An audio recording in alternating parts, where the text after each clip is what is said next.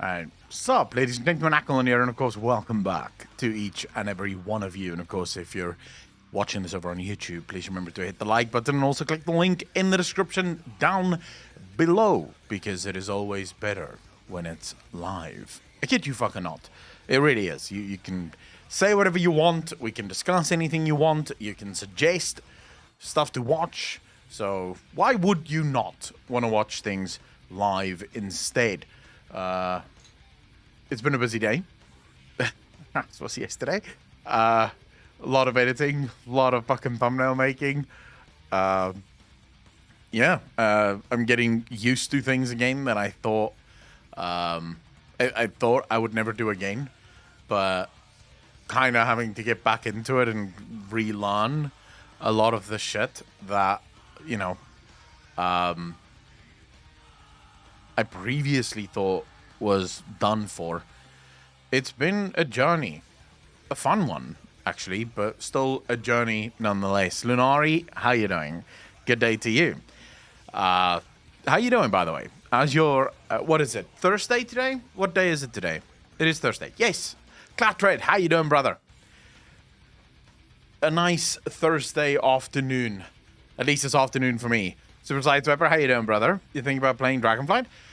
Super Sideswiper, yeah. I will play Dragonflight. I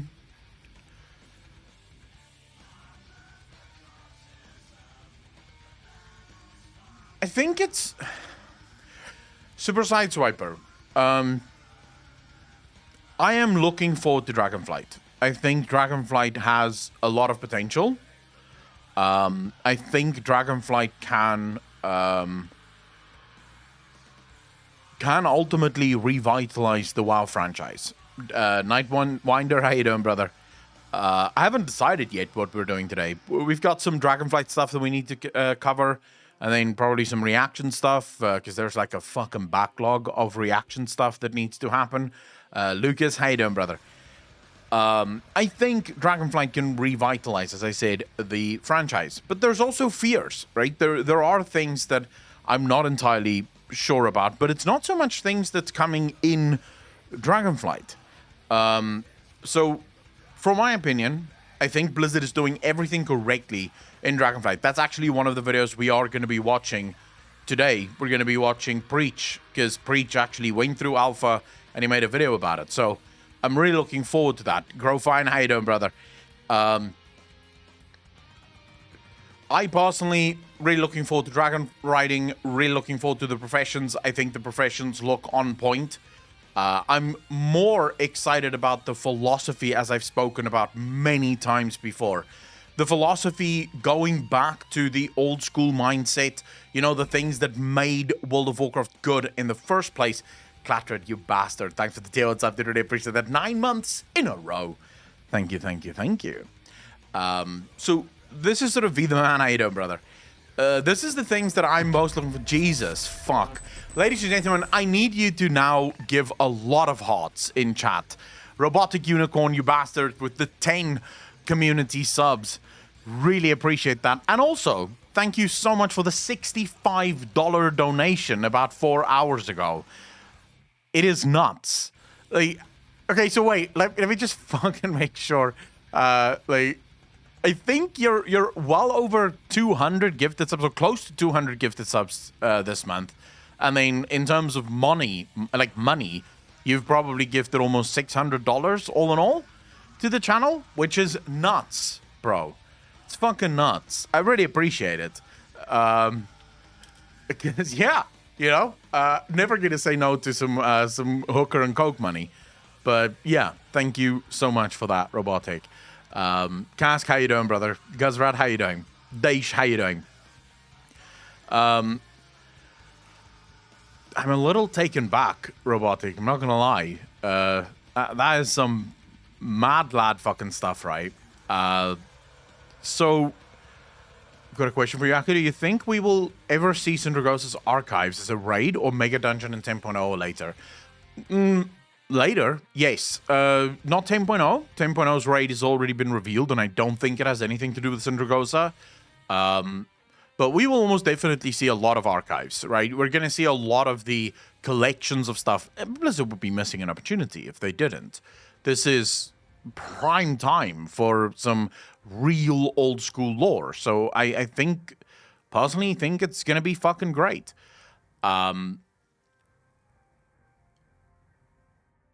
Dude, I'm still fucking taken aback by Robotic Unicorn's insane fucking support of the channel this month.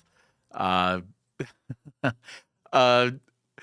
the Man, we're talking about everything here. So if we're talking, okay, let's talk about Dragonflight. Gameplay-wise, I think it looks insane.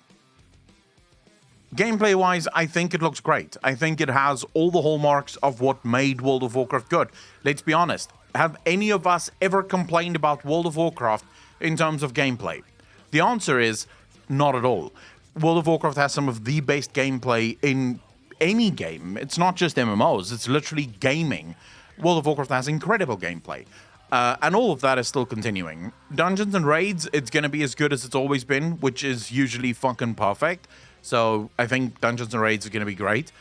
The things where World of Warcraft Dragonflight has the opportunity now to shine is in the philosophical changes that they're undergoing. Partly, one of my biggest fears, but also one of my biggest excitements, is the new casual mindset philosophy that Blizzard have taken in. The problem has been story robotic, and we're going to get to that in a second. Let me just quickly finish this thought, because I am gonna fucking forget if I don't. The new philosophy, the casual philosophy, why it scares me. It is not obvious to me that you can change philosophy from one moment to the next instantly. This is true whether you're making YouTube videos, whether you're doing live streams, or if you're playing video games or making video games. Philosophy is sort of something that can take a really long time to develop. So I'll give you guys an example of this.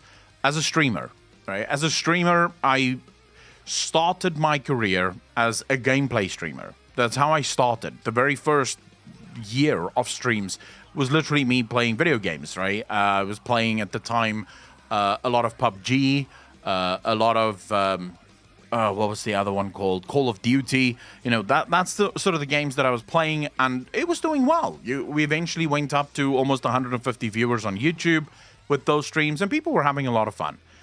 Then I came to Twitch, and on Twitch, I did a little bit of gameplay for a short amount of time, and then I actually decided, and actually I didn't even make a decision. We would start the streams sort of chatting like we do now. But those chat moments at first was like half an hour, maybe an hour, and then we would start playing games. And it just became longer and longer and longer. It was eventually, almost 3 hours of the entire 6-hour stream would just be me chatting, until eventually it just became me chatting.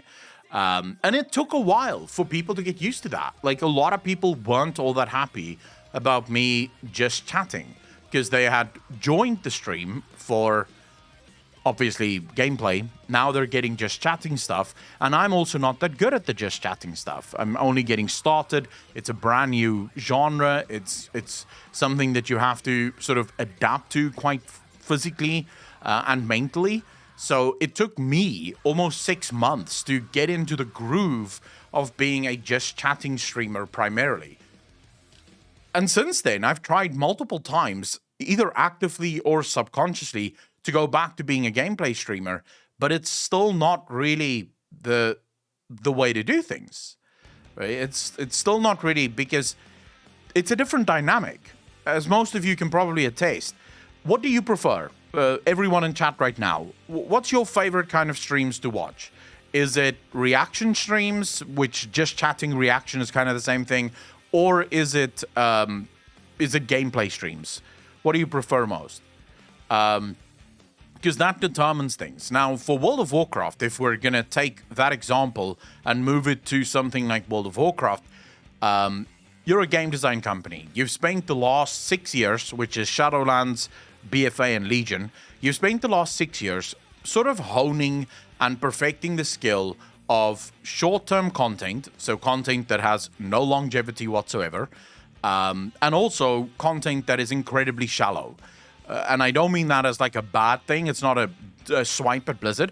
It's shallow content. It's content that lasts for a short amount of time and then it goes away. So it doesn't really delve into anything. There's no real build that you can do with it. It is there for a while and then it goes away. It's like a souffle. Very nice. Everyone loves it. But once it's gone, it's gone.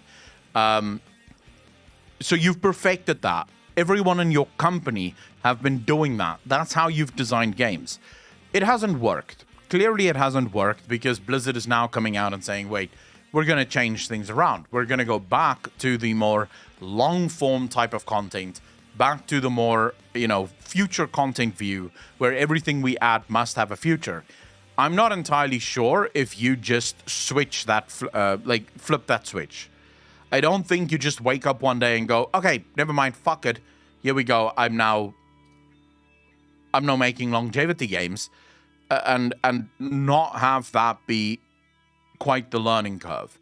So what scares me is Blizzard comes out in 10.0, Dragonflight launches with a lot more casual content, a lot more permanent content, and it doesn't immediately hit. So a lot of people instantly go, what the fuck is this? I hate this. This sucks. Monkey dick. And Blizzard says, oh shit.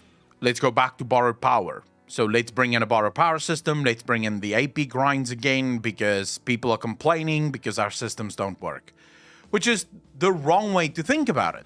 Because the right way to think about it is to realize that, hey, why are people complaining about the casual content? Let's fix the casual content and make it fun. Let's make the things fun for players. But if you're really afraid, and I think Blizzard is in a world now where they are truly afraid. They've been losing money for a really long time. Things have not been going well. There's a lot of people that is very unhappy with World of Warcraft. So they might be on the desperate side of things. And desperation is never a good idea because desperation leads to stupid decisions. I know as a content creator, there's been many times that I have been desperate for growth. And then I do stupid things, right? You start thinking to yourself, oh my God, I just need to upload more content. It doesn't matter how good or bad the content is, as long as it's more, that's all that matters. And you very quickly realize, why are the people not watching, right? Where's the people? And I say, well, they would watch if your content was good, but because you're trying to get more content, it's worse content, so not everyone's fucking watching. Oh my God, let's just talk shit about one game. But Astros, what do you mean? Blizzard has historically had an issue of overcorrecting in WoW. I like that Ian admitted defeat around the race to world first. It's dumb to design for that. I agree with you. This is one of the reasons I'm so excited for Dragonflight, is everything Blizzard is saying is the right things. Horde version of the time skip. D-Wolf, I'll definitely check it out. Thank you very much. Really appreciate that. Everything Blizzard is saying is, in my opinion, the right things. And I don't mean the same way that it was in Shadowlands. Because in Shadowlands and in BFA, the things that Blizzard were saying were...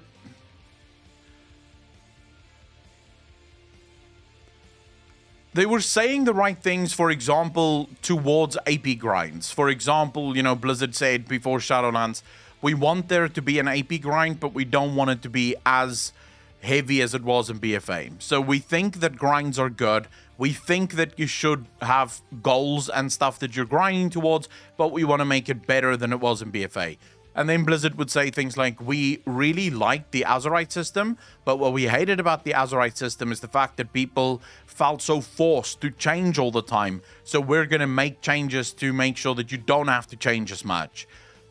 They were saying the right things based on the complaints that people had, but they were still not really addressing the original complaints that people had, which was, we don't actually like the Azerite system. We don't actually like the AP grind system. We don't actually like these things. So they were fixing the things that fixing the things that we would complain about the things that we didn't like, but they were never changing the things that we didn't like. I think a lot of people missed Ian's admittance of they failed with raiding. Sepulchre of the First Ones, in their opinion, was a giant failure because they tried to make a raid that would be so hard that it would actually provide a challenge to World First Guilds. They were trying to go out of their way to wage this weird war on the World First Guilds, which is, they were trying to compete with the World First Guilds in saying, let's make the raids really difficult so that they get enough time to stream and get enough time for the World First races and really build that suspense. And what happened? A lot of World First Guilds ended up quitting. They were like, oh my god, no. This is just horrendous. This is really fucking horrible. So I love the fact that Ian and the team is sort of taking the more humble approach and saying, hey, we've made mistakes in the past and we're willing to fix those mistakes. We're really looking into it from a new sort of found perspective.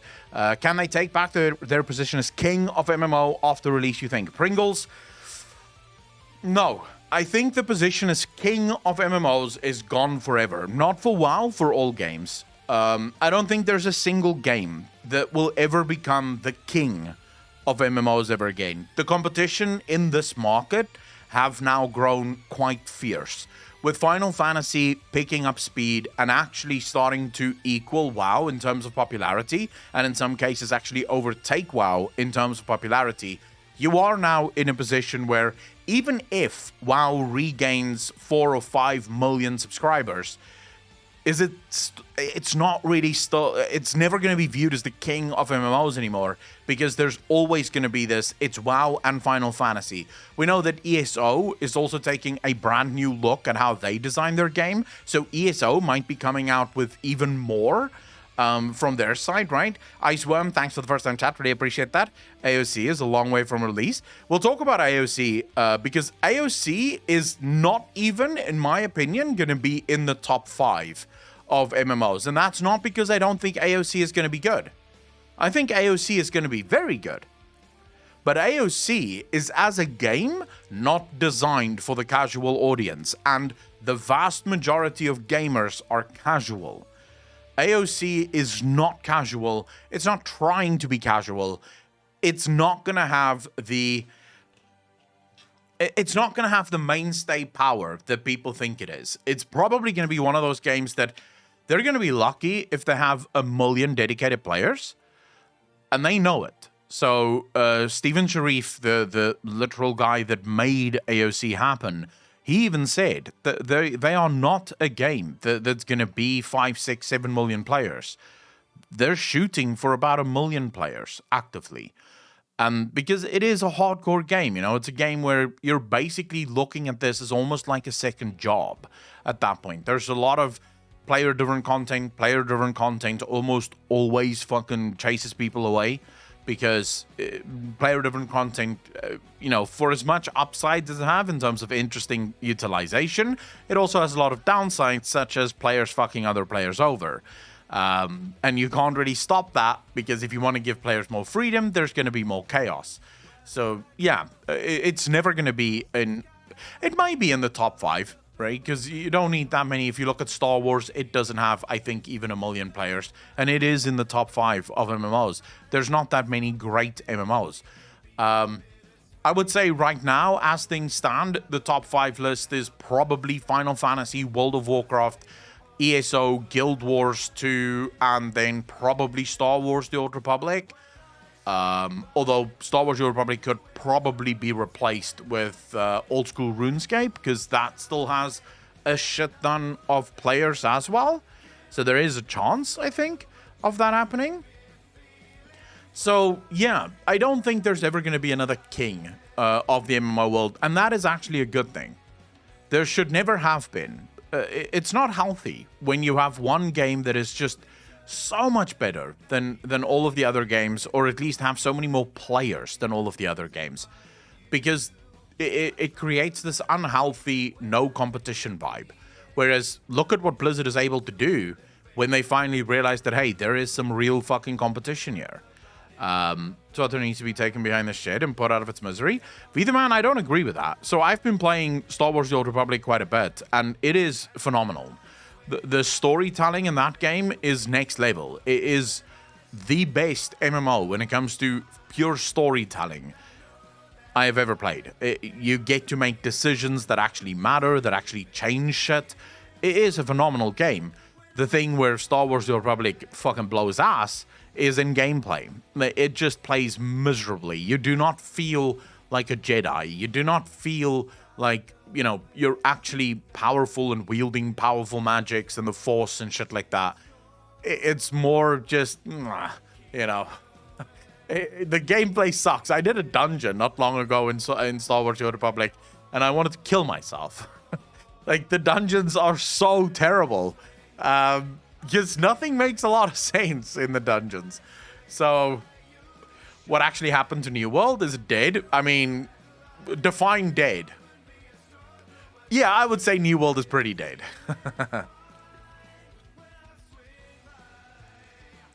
I think, yes. I think if Dragonflight does all the things that I think it will do, then it is going to be a true competitor to Final Fantasy. And vice versa. Final Fantasy will be a true competitor to WoW, which means both will probably get better. It's the only MMO I've played, and I don't think I would vibe with the WoW. Nightwinder, which one is the only one you played? Star Wars The Old Republic.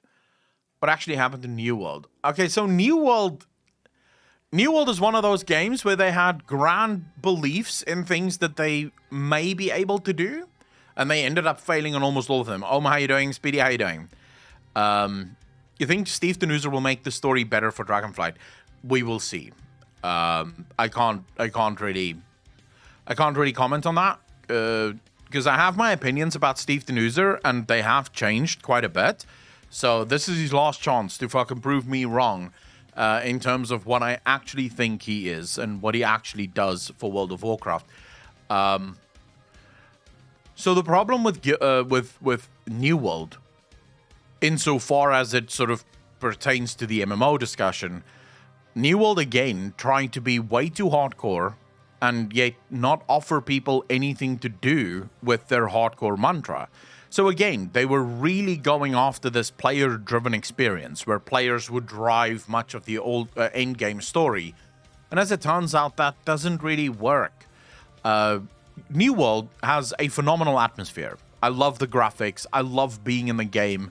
The professions are so much fun. Fishing, literally fishing in New World. I've spent hours fishing in New World. Just fishing, just because it's fun. I don't make anything with the fish. I just fucking catch them because it's fun. The end game is incredibly boring. And I mean, like, mind-numbingly boring. Because it's the same loops over and over again. And also, I feel like where they failed, probably more than anything else, is they were trying to shoot for this almost Dark Soul-esque kind of combat system, while their mobs don't really enable that kind of gameplay. CCS, how you doing, brother? Thanks for the Prime sub, really appreciate it. 21 months in a row. Thank you. You're far too kind, bro. That's what I do in Raft, fishing for hours and barbecue them. Oh my god, I've wanted to play Raft for a while, actually. Will you ever come back to WoW? I remember the time you dropped the game during Agrimar. So, Spibby, yes, that's literally what we were talking about just now. Someone asked in chat if I'm excited for Sideswiper, actually. Asked in chat if I'm excited for Dragonflight. And the answer is yes. I am actually very excited for Dragonflight. So I will be coming back for Dragonflight. I will probably never be back to playing a game like I used to do in the past.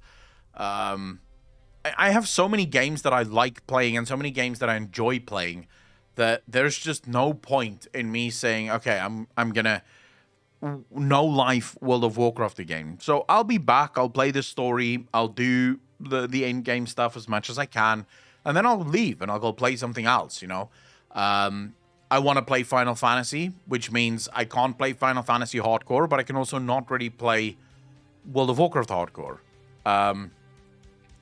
So I'd play both. I still want to finish Star Wars The Old Republic, so that's going to have to be played as well. Depends how addictive dragon riding is. Robotic Unicorn, I don't see myself ever allowing myself to get that addicted to one game again. I don't think so. I would prefer to just play many different games and have fun that way. There's so many games in the world. Why the fuck do you want to limit yourself to just one? Like, what is the point? Because you can't tell, even if you made the claim that Final Fantasy is the greatest game in the history of the world, right? You can't tell me that there aren't other games that is just as fucking good, if not better, at different things. You know, so yes, maybe Final Fantasy 14 is a great MMO. But what about all the other amazing games that you can get on Steam that will scratch different itches, right? They will. Each and every one of them is going to scratch a different itch. You want some story stuff? Go play God of War. Go play Cyberpunk. Go play Witcher 3. You know, that's going to give you an amazing story. And Red Dead Redemption 2 even. It's going to give you an amazing story, massive open world, lot of crafting stuff, very similar feel to what MMOs will give you. Just much more story driven. So there's so much that you can fucking play. SPB, yes, they have ends and MMOs don't, but that is also their strength. That is also their strength. And I realize a lot of people don't see it that way.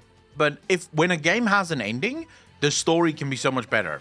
Whereas if there's no end, the story can sometimes become a bit of a drag. And you can also do pretty much anything with power levels because you know that the game will end, so people can be literally as powerful as they want to be, or as powerful as you want to make them. Will WoW tell the important part of the story in the game, or will it be in the goddamn books is the real issue, ain't it? It's going to be in the books. There's literally no discussion about that. There's no reason to even threat about that. The books are obviously coming again. World of Warcraft is very clearly positioning themselves now as a company that they release books. They are a book publisher as much as they are a game publisher. And if you want the story, you're going to have to read the books as well as play the game. And there is a part of me that understands why they do it that way. There's a part of me that understands that. I wonder if the story from a game like WoW could be condensed into a decent audiobook. So Iceworm, it already is. The books, the World of Warcraft books are fantastic. Most of them. Not all, but most of them are fantastic. Look, I've been thinking about this a lot. Because I'm like you guys. I fucking loathe the fact that the story is in the books and not in the game. I would have preferred if the story was absolutely 100% in the game. Here's the problem with it. Let's look at how Final Fantasy tells their story in their game. The leveling experience for Final Fantasy is literally run here, click on an NPC, and get a cutscene for 5 minutes. Then run to the next area, click on the NPC, and get a cutscene for 4 or 5 minutes. That is the questing experience for Final Fantasy. Now, in between, they do a very good job at pacing. So they do a very good job of giving you dungeons in between, giving you some fighting in between. But in order for their story to make sense, it had to be a narrative-driven game. So they had to turn it into a narrative-driven game. And it fucking works beautifully in Final Fantasy XIV. I would want Final Fantasy XIV in no other version available. I love that about Final Fantasy. In fact, I would hate Final Fantasy if it had the same quest design as World of Warcraft. Because that's not what I want from Final Fantasy. I want to see the next parts of the story. I want to click on the NPC so we can start the next cutscene so I can hear where the story is actually going. That's why I play it. WoW is a very different game. Do I want that from World of Warcraft? And the answer is almost 100% no, because World of Warcraft scratches a different itch for me. In World of Warcraft, the quote-unquote mindless questing is actually cathartic. It is somewhat fun when you're just mindlessly going through and doing the quests, because you don't really need to pay attention, because ultimately what they say in those quests don't quite matter. Right? So there is a catharticism towards the leveling experience in World of Warcraft, and World of Warcraft is also set up in such a way that it caters to the end game player. It doesn't want you to spend too much time on the leveling. It wants you to get to end game so that you can start doing the dungeons, the raids, the dragon riding, the professions, and whatever else they're going to be cooking up for us in Dragonflight. We already know that they're thinking about bringing the Mage Tower back. They're thinking about bringing Torghast back. So we're probably going to end up with a lot of activities in the end game to do. And that's perfect. That's what World of Warcraft was designed for. The two cannot mix, but now you have a problem. World of Warcraft really wants to focus on their story. They really want to tell their story because, for the most part, it has a very good story. The quest design, though, in World of Warcraft does not lend itself to good storytelling. You can't really tell a good story in World of Warcraft thanks to the way the quests are designed, and also thanks to the kind of player that plays the game. Because, again, we have to look at who plays World of Warcraft. The vast majority of World of Warcraft players do not give a fuck about the story. They do not care about the story. They want to get to endgame so they can do dungeons and raids. Those of us that do care about the story, sure, but should you ruin the game for a lot of people just because you want to make sure that the story is in the game? The argument obviously here is no. You wouldn't want to ruin the game for everyone else. So the only other way to do it is to keep the storytelling the way that it is in World of Warcraft. In other words, miserable, and then put the story in the books. So put the real story in the books. And while I loathe that, because it is from a, let's be honest, it is first and foremost a corporate decision, there are ways for Blizzard to give that to us for free. So they could do digital books that you get for free when you have a subscription. They could do books in the game that if you do that, they could do scenarios in the game. So once you get max level, these scenarios will actually reveal the story. So there are ways in which Blizzard could do it for free, which would be much better than the books. But they're not going to do that because they are a business and they want to make all the money. And all the money means books.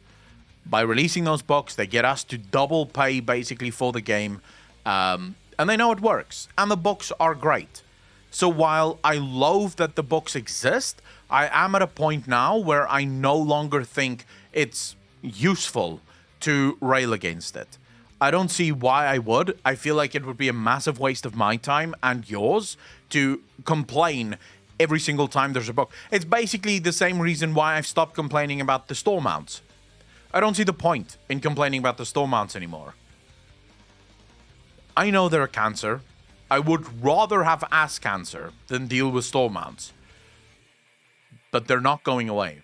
Blizzard will not be removing those store mounts anytime soon. So I could make a video every single fucking every 6 months complaining about the store mount, and it's never going to change. They're never going to remove the fucking store mounts. So I may as well just accept, look, this is where we are now. There are morons that's going to fucking pay for store mounts. End of discussion. I just have to fucking accept that. Naomi, how you doing? Rap, how you doing, brother? Noah, how you doing? I think they could redo the questing experience to tell the story in a more condensed way, but I doubt they would do it. No, because the books work fine, right? Story-wise, I think I'd get excited over an expansion that redid Azeroth like in Cataclysm, but it's probably not worth the hassle since the classic idea of leveling is dead. Alderzone, if I... Snubby, how you doing, brother? Nixie, how you doing? Tux Buckford, how you doing, brother? If I were in charge of the game design for Blizzard Entertainment, I would 100% focus on the story, because there are other ways of actually fixing this. So one of the ways in which you could do this is the floating head experience that we have in World of Warcraft. Everyone knows what I'm talking about when I say the floating head experience. This is where you're running and there's like a floating head voice lining a bunch of fucking story to you. Just use that more. So while you're off doing your fucking quest, just have the floating head tell you the story. So while you're off killing your mobs, right, the floating head is fucking talking and telling you all manner of crap, and then you run back, you hand in the quest, you get the next one, and you get the story again. This way you're not constrained for time, you're not wasting people's time standing around having to wait for the story to finish. They can continue on their fucking merry ways, and the story is basically being read to you almost as if it's an audiobook. That would be something that I think could be interesting and quite fun for World of Warcraft. But at the end of the day, that's not in the cards. Blizzard isn't going to do that because they make so much money off of their books and their game model. And it's probably going to get worse. I believe Shadowlands was the first time almost ever that we got 2 books literally tied to the expansion.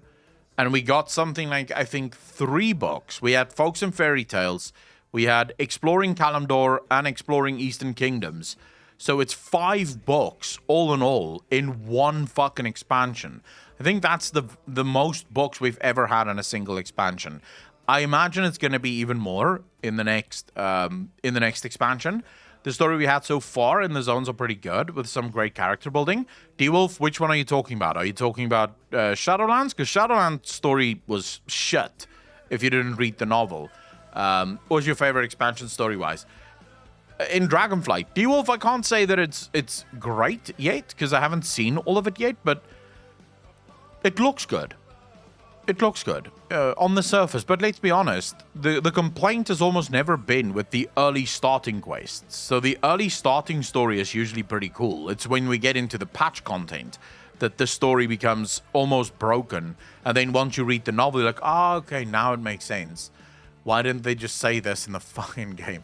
Like, for example, Zuval would have been an actual good character if all of the information about Zuval in the novel was in the game. Right? He would have, not a great character, but he would have been a decent character. Diablo kind of did what the lore books you find in the world. That is another way that they could do that. Absolutely. What was my favorite expansion story-wise?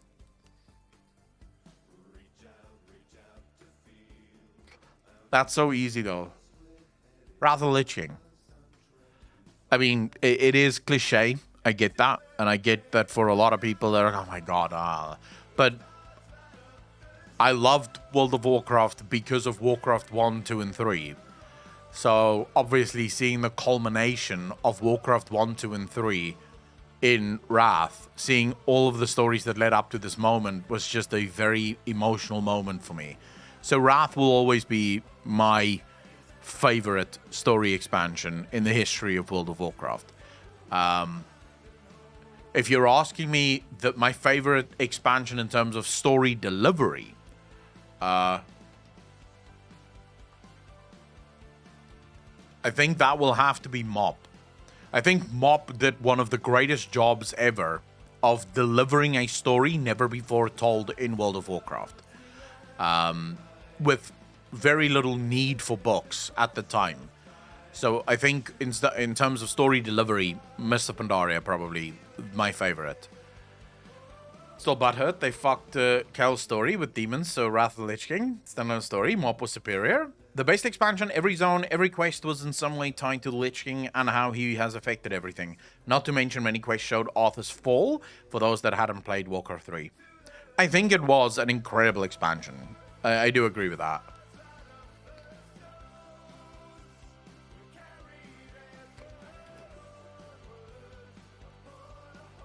The greatest... So, let me ask you guys this. What is the greatest cinematic in the history of World of Warcraft?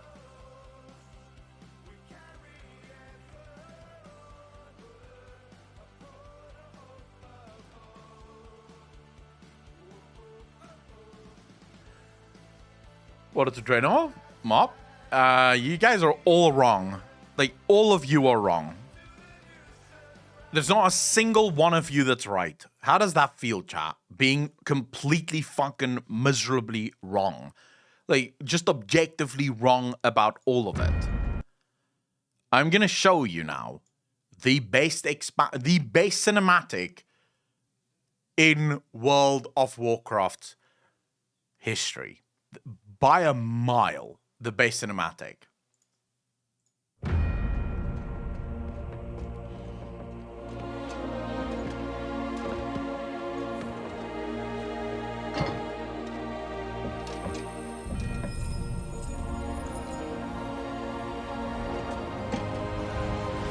What's the difference between a cutscene and a cinematic? It's the same fucking thing. We can start, like, really being pedantic over it, but if you say cinematic, if you type into YouTube World of Warcraft cinematics, this is going to pop up as a cinematic, because the difference is pedantic. So, okay, fine. What's the best cinematic or cutscene in the history of World of Warcraft? Or just say cinematic and be done with it, because it's everything. I'm not gonna sit here and argue over fucking semantics with you guys. Technically speaking, sure, cutscene and cinematic, not exactly the same. But when I say cinematic, you should be thinking about all of them. Because there were people in chat that were going, Wrathgate. That's also a cutscene. But when you say cinematic, that's what people think. Cinematic, right? It's a scene that is played out in the game, either before or after or whenever. So let's not get semantical here, because that's going to make this stream a lot fucking harder for anyone to follow.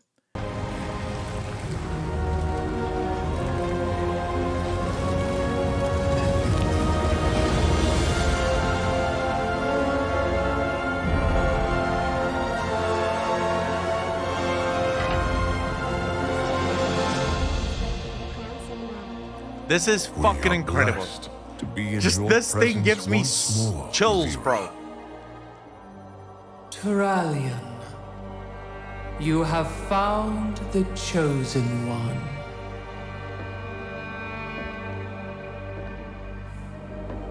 Illy daddy, bro. Illidan. Illy daddy. Oh yeah. The light in your eyes held such promise for the future.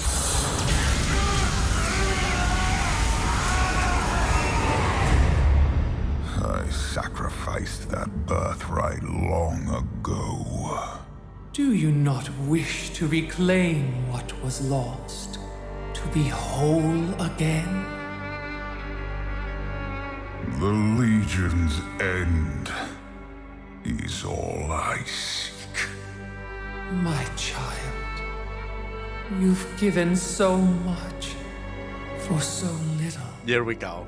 Here we Your go. true potential, your redemption, lies. At this very moment, Zira could not see her fucking destiny, right? Because Zira thought it was her destiny to transform Illidan into Light Daddy. And Illidan was just like, sup, bitch. Fuck you. Before you. Let go of your shattered form and embrace the light's power. I've traded my freedom for power before. Yep, here we go. Prophecy must be fulfilled. Your old life has passed. The light will forge you a new one. It is not yours to take. The light will heal your scars. I am my scars. The light is your destiny. My destiny is my own.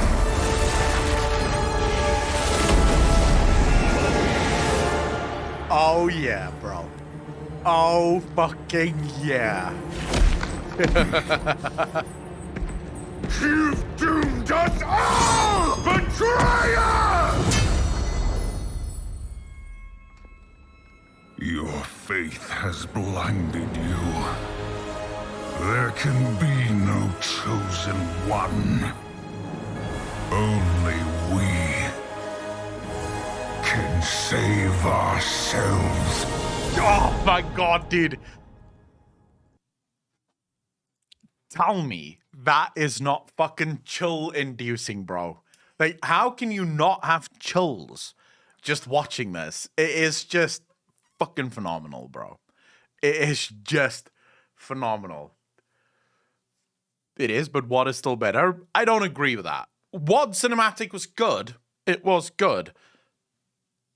But this, okay, so the amount of storytelling that takes place in the short 3 minutes and 23 seconds in this cinematic is absolutely incredible.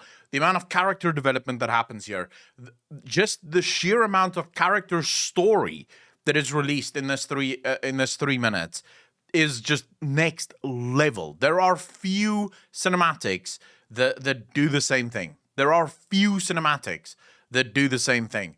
The only other one that I would say probably gets kind of close would be this one. So this one gets as close to... Let's do this one instead. This one gets relatively close to doing the same thing. Argath, how you doing, bro? Thanks for the follow. Really appreciate that.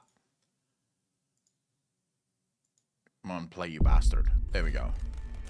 Oh, shit. Shabir with the tier 1 sub, dude. Really appreciate that. Welcome to the most degenerate chat on Twitch.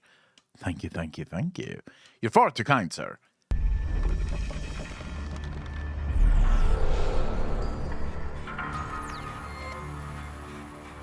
This, by the way, is a really good remaster.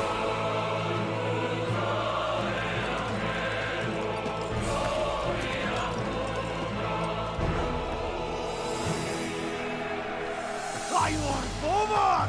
Take the lead! For Morderon! For the Alliance!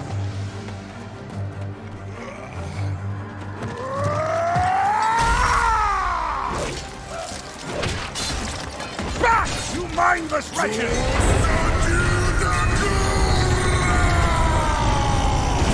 Here we go, bro.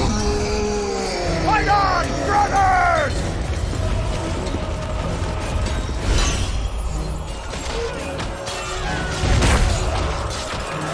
Dude, to think this cinematic, the original, not the remaster, we're watching the remaster right now, but to think this cinematic was made so fucking long ago, the voice acting is on point, everything is just so fucking on point.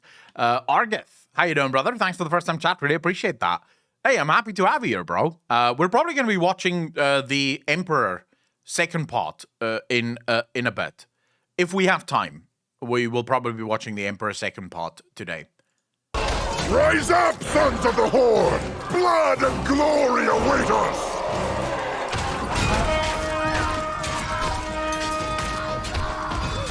I felt so fucking proud, when I heard that for the first time. It was so good as a Horde player and as an orc. This was incredible, dude. Because the Alliance obviously felt incredibly proud because they're Alliance fucking nubs and they're playing Alliance, so obviously they're puny forces facing the Wrathgate, why not? But as a Horde player, hearing our side, Saofang, like, just fucking rise up, sons and daughters of the Horde. It was just incredible, dude. Rise up, sons of the Horde! Blood and glory await us!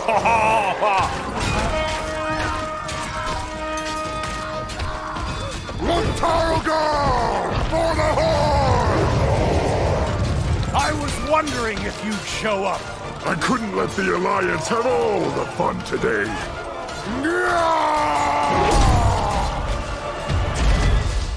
Loktar Ogar, brother.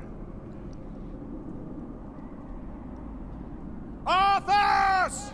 The blood of your father, of your people, demands justice! Come forth, coward, and answer for your crimes! This moment, dude. This moment, as a Warcraft 3 baby, this moment was just phenomenal. The Wrathgate opening and seeing Arthas, it was fucking mind-blowing, this moment.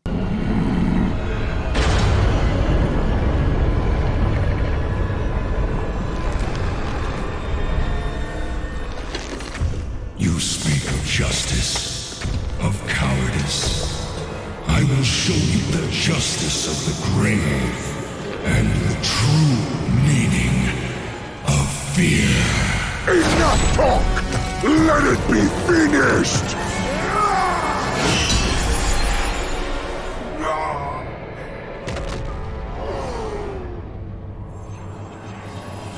Oh, yeah. You will pay for all the lives you've stolen, traitor! Boldly stated, but there is nothing you can... Fucking Forsaken, brother. Did you think we had forgotten? Did you think we had forgiven? Behold now, the terrible vengeance of the Forsaken! Sylvanas. Death to the Scourge! And death to the living!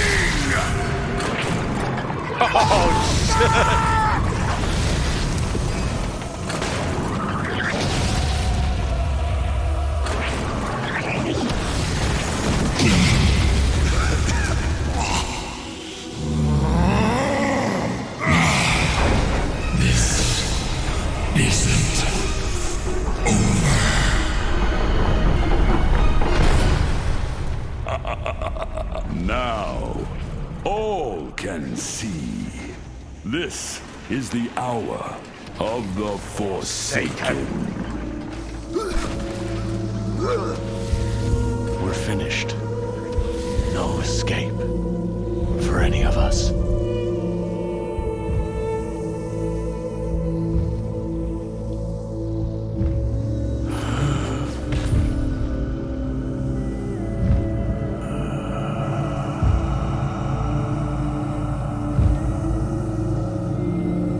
Sad moment. Sag. That's Sag, chat. You know it's Sag.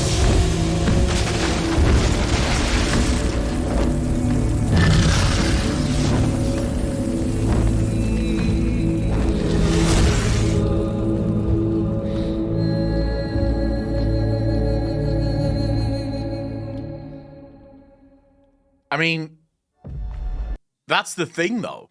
If you watch these, when is the last time? By the way, Morny, you bastard, with the Prime sub, 7 months in a row, 17 months all in all. Really appreciate that, bro. Thank you, thank you, thank you. When is the last time we've had, like, really dark expansions? Like, Wrath was dark, bro. When you think back on the storylines and the story elements of Wrath, like early WoW, it was kind of like right in the middle of Warhammer and modern day WoW. Slots old school WoW, where like old school WoWs tried to do all these dark ass fucking stories, right? These incredibly dark plot lines, where a lot of people die, there's a lot of evil. Then in Legion, with the Burning of Total Seal, we tried to go back to that, right? Or BFA rather, with the Burning of Total Seal, we tried to go back to that, which obviously they ended up not going forward with, kind of. Tried to reinvent the wheel in Shadowlands. But yeah, I feel like we should, like, WoW was so much better when it was fucking dark, bro. When it was just like, embrace the evil kind of thing, you know. How are you streaming for? Because I have an amazing long video you can play. Nixie, I'm not sure yet. We'll have to see. Guys, isn't there still a menacing evil sword somewhere they forgot about? No. What sword? I don't know what the fuck you're talking about. There's no sword. Bastion starter quest with a farmer being thrown into the maw, basically after trying to help his family from the plague. Maybe. Although I would say the problem that I have, at least, with the modern storylines in WoW is even when they do a quote-unquote darker story, they sort of try and coat it in like a layer of confetti. So it doesn't hit quite as dark. It feels a little bit more, I think, muted, in my opinion. A new marriage between two elves? Ooh. No good story without a tragedy, and you need to have some gray in it. Oh yeah, I feel like gray. You can do one of two things with good storylines. You can either go super gray, or you can do what Warhammer 40k does and just go fucking dark on everyone. So no one is gray. Everyone is just like a badass character. That's kind of the two ways in which you can approach storytelling. Make everyone evil, or make everyone or most people sort of grey. Somewhere along the line of dark of WoW was taken out of the game and was just the development stories. Or you can turn woman pigs into fruit. Yeah, you could also do that. There is no sword. There's only Sargeras' dick sticking in Silithus because he couldn't find the Isles. Oh, shit. Digitmark, you bastard. Thanks for the deal and stuff. Did really appreciate that. 16 months in a row. Far too kind, sirs. Sirs and ladies, you are far too kind. I really appreciate that. Nixty, I saw your message about the link in Discord. We will be watching that. So yes, I should probably start with some news, because we do have some news on the channel. So due to real life stuff and really nothing, like literally nothing happened, but due to real life stuff, this is really something for some of the older viewers, because they would know who Alex is. Some of you new guys would probably not have a clue. Alex is the editor of the channel, or at least was the editor of the channel. Due to real life stuff happening, Alex and I have parted ways. So I am now once again, and I have been doing for the last sort of week, editing all of my own videos, as well as fucking making all the thumbnails and all the shit, which is, it's been a learning curve. This is one of the reasons I've been like waking up at 6 a.m. in the mornings, is because I effectively have to make videos, edit videos, and edit thumbnails in order to fucking get everything done before the stream starts, because right after the stream, I have to edit the videos from the stream, the clips from the stream, make thumbnails for those, and then upload them and get them live. So, yeah, there's probably going to be a couple of, well, actually, there's not going to be changes on the stream schedule. The stream schedule is going to remain roughly the same insofar as 3 to 4 days a week. I will try to always do Wednesdays, Thursdays, and Fridays as much as I can. If there are days like tomorrow is a day that's looking like it's almost impossible to stream. But if there are days like that, then, you know, can't be helped. But for the most part, those days should be fine for streaming. It all just depends on how much I get done during the weekends, because I already have 12 videos that needs to be edited this fucking weekend. These are 12 videos that luckily isn't rush, so I don't have to edit them right now, but they need to be edited. And I'm slow as fuck with editing. I don't do that fast. So, yeah, please understand if I miss a day of streaming, I'll try and make it up to you guys.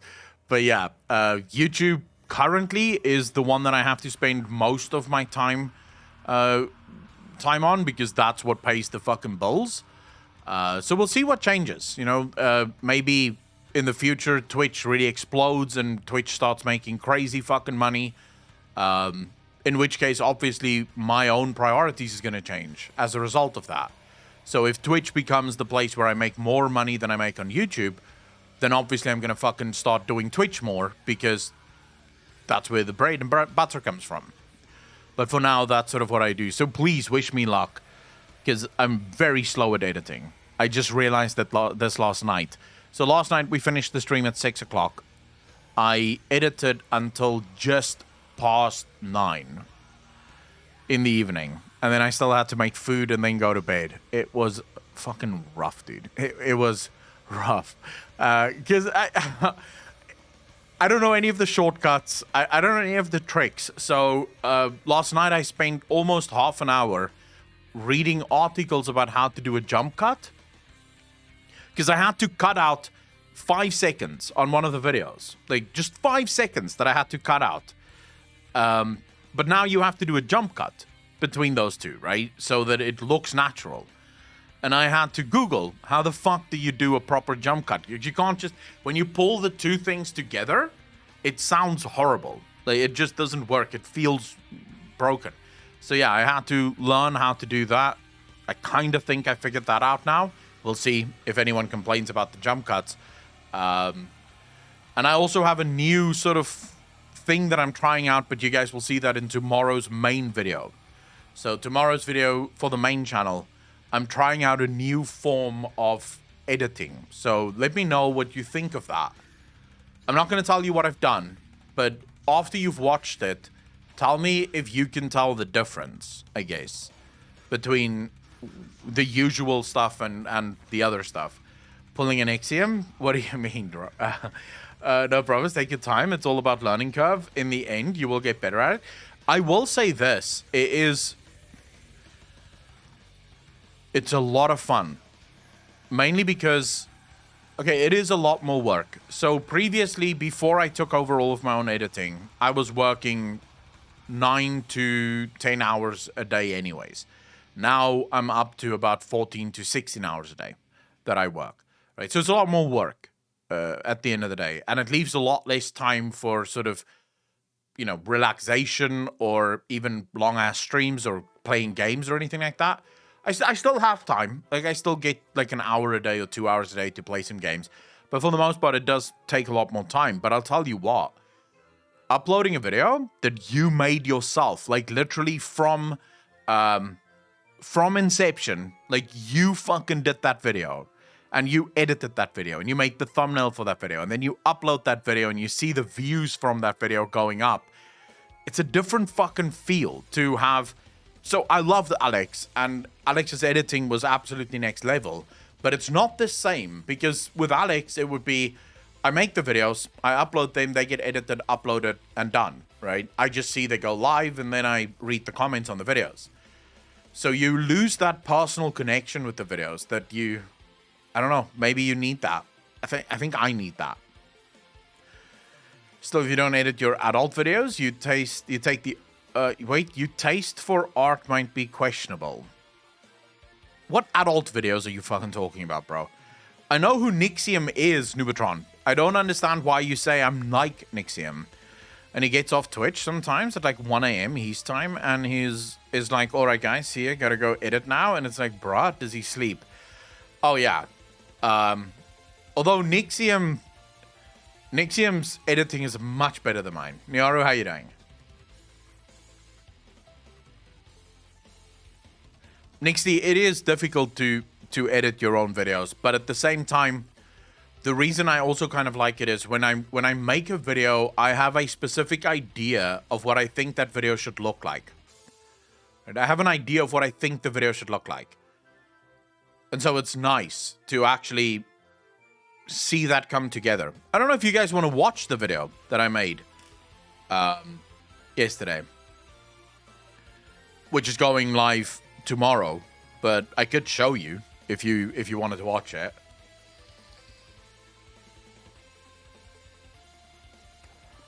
Mr. Juicer, how you doing, bro? So I love games like Chaos Gate. I recently finished XCOM, Enemy Within, and Enemy Unknown. And then also, I'm almost done with XCOM 2. Although, I kind of got bored with XCOM 2, so I love games like that. The chances of me playing it on stream, though, is very, very slim. There is a chance that I could play something like that on the exclusive streams, though. So, a few times a week, there's no real set number of streams, but there is a few times a week where I stream for patrons, Twitch subs, and YouTube members. These are, the reason they're exclusive is they're very low effort, just kind of hanging out, drinking coffee and shit. And some of it is just me making thumbnails. Others is me just chatting, literally just sitting there having coffee and reading stuff. And then some of it might be me playing games, but those will be games that I like. I don't really play games that is very heavy story driven on stream because those games they tend to be very boring to watch for the viewers. So when I play games on stream, it'll either be something like Final Fantasy where you tell the story because much of it isn't voice acted. The other one is the other one would be games that don't require any real attention being paid to the game. Thoughts about what 40k mini you'll want first? Grofa, how you doing, brother? So I actually have someone that's making me a mini. I wonder if I can show you guys this. Hold up, let me go. He didn't say that I'm not allowed to show it. So, yeah, he didn't say that I'm not allowed to show it. So let me show you. He 3D printed this one for me, I think, and he's still busy sculpting it. But I'll show you. So this is from Kimodo, which is one of the viewers. You guys know him as Old Man Modo. He's making this one for us. Busy sculpting the beard and shit. An orc based on the official fucking branding for the channel.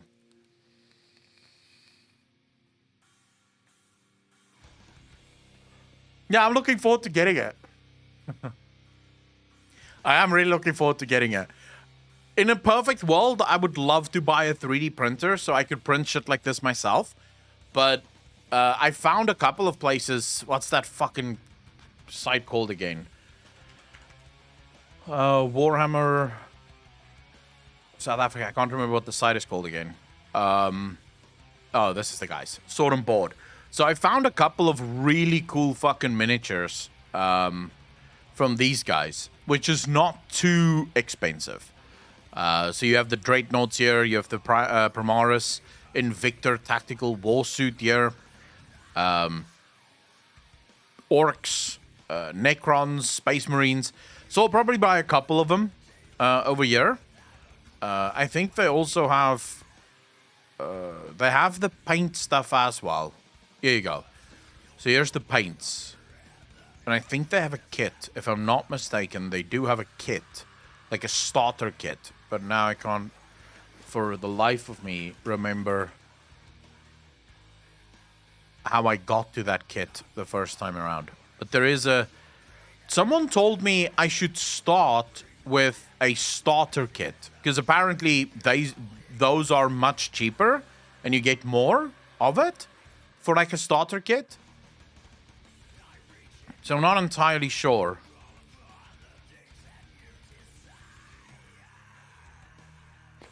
Let's see, maybe...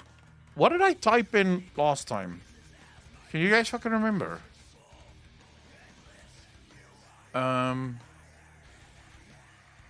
Here we go. Essentials. I think this is where we were. So these are the Warhammer 40k essentials. You have the recruit. Yeah, you have the getting started with 40k. Collect, build, paint, play. This is the one that I wanted to buy, the Command Edition.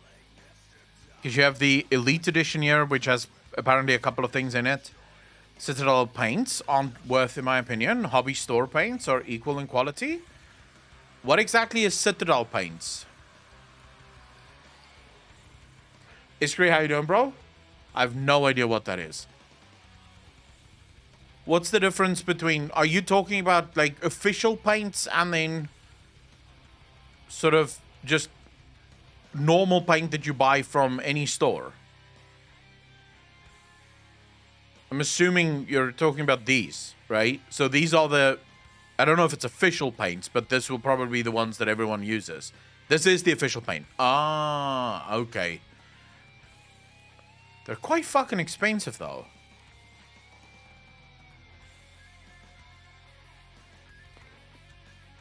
They are quite pricey. Not gonna fucking lie to you. They are quite pricey.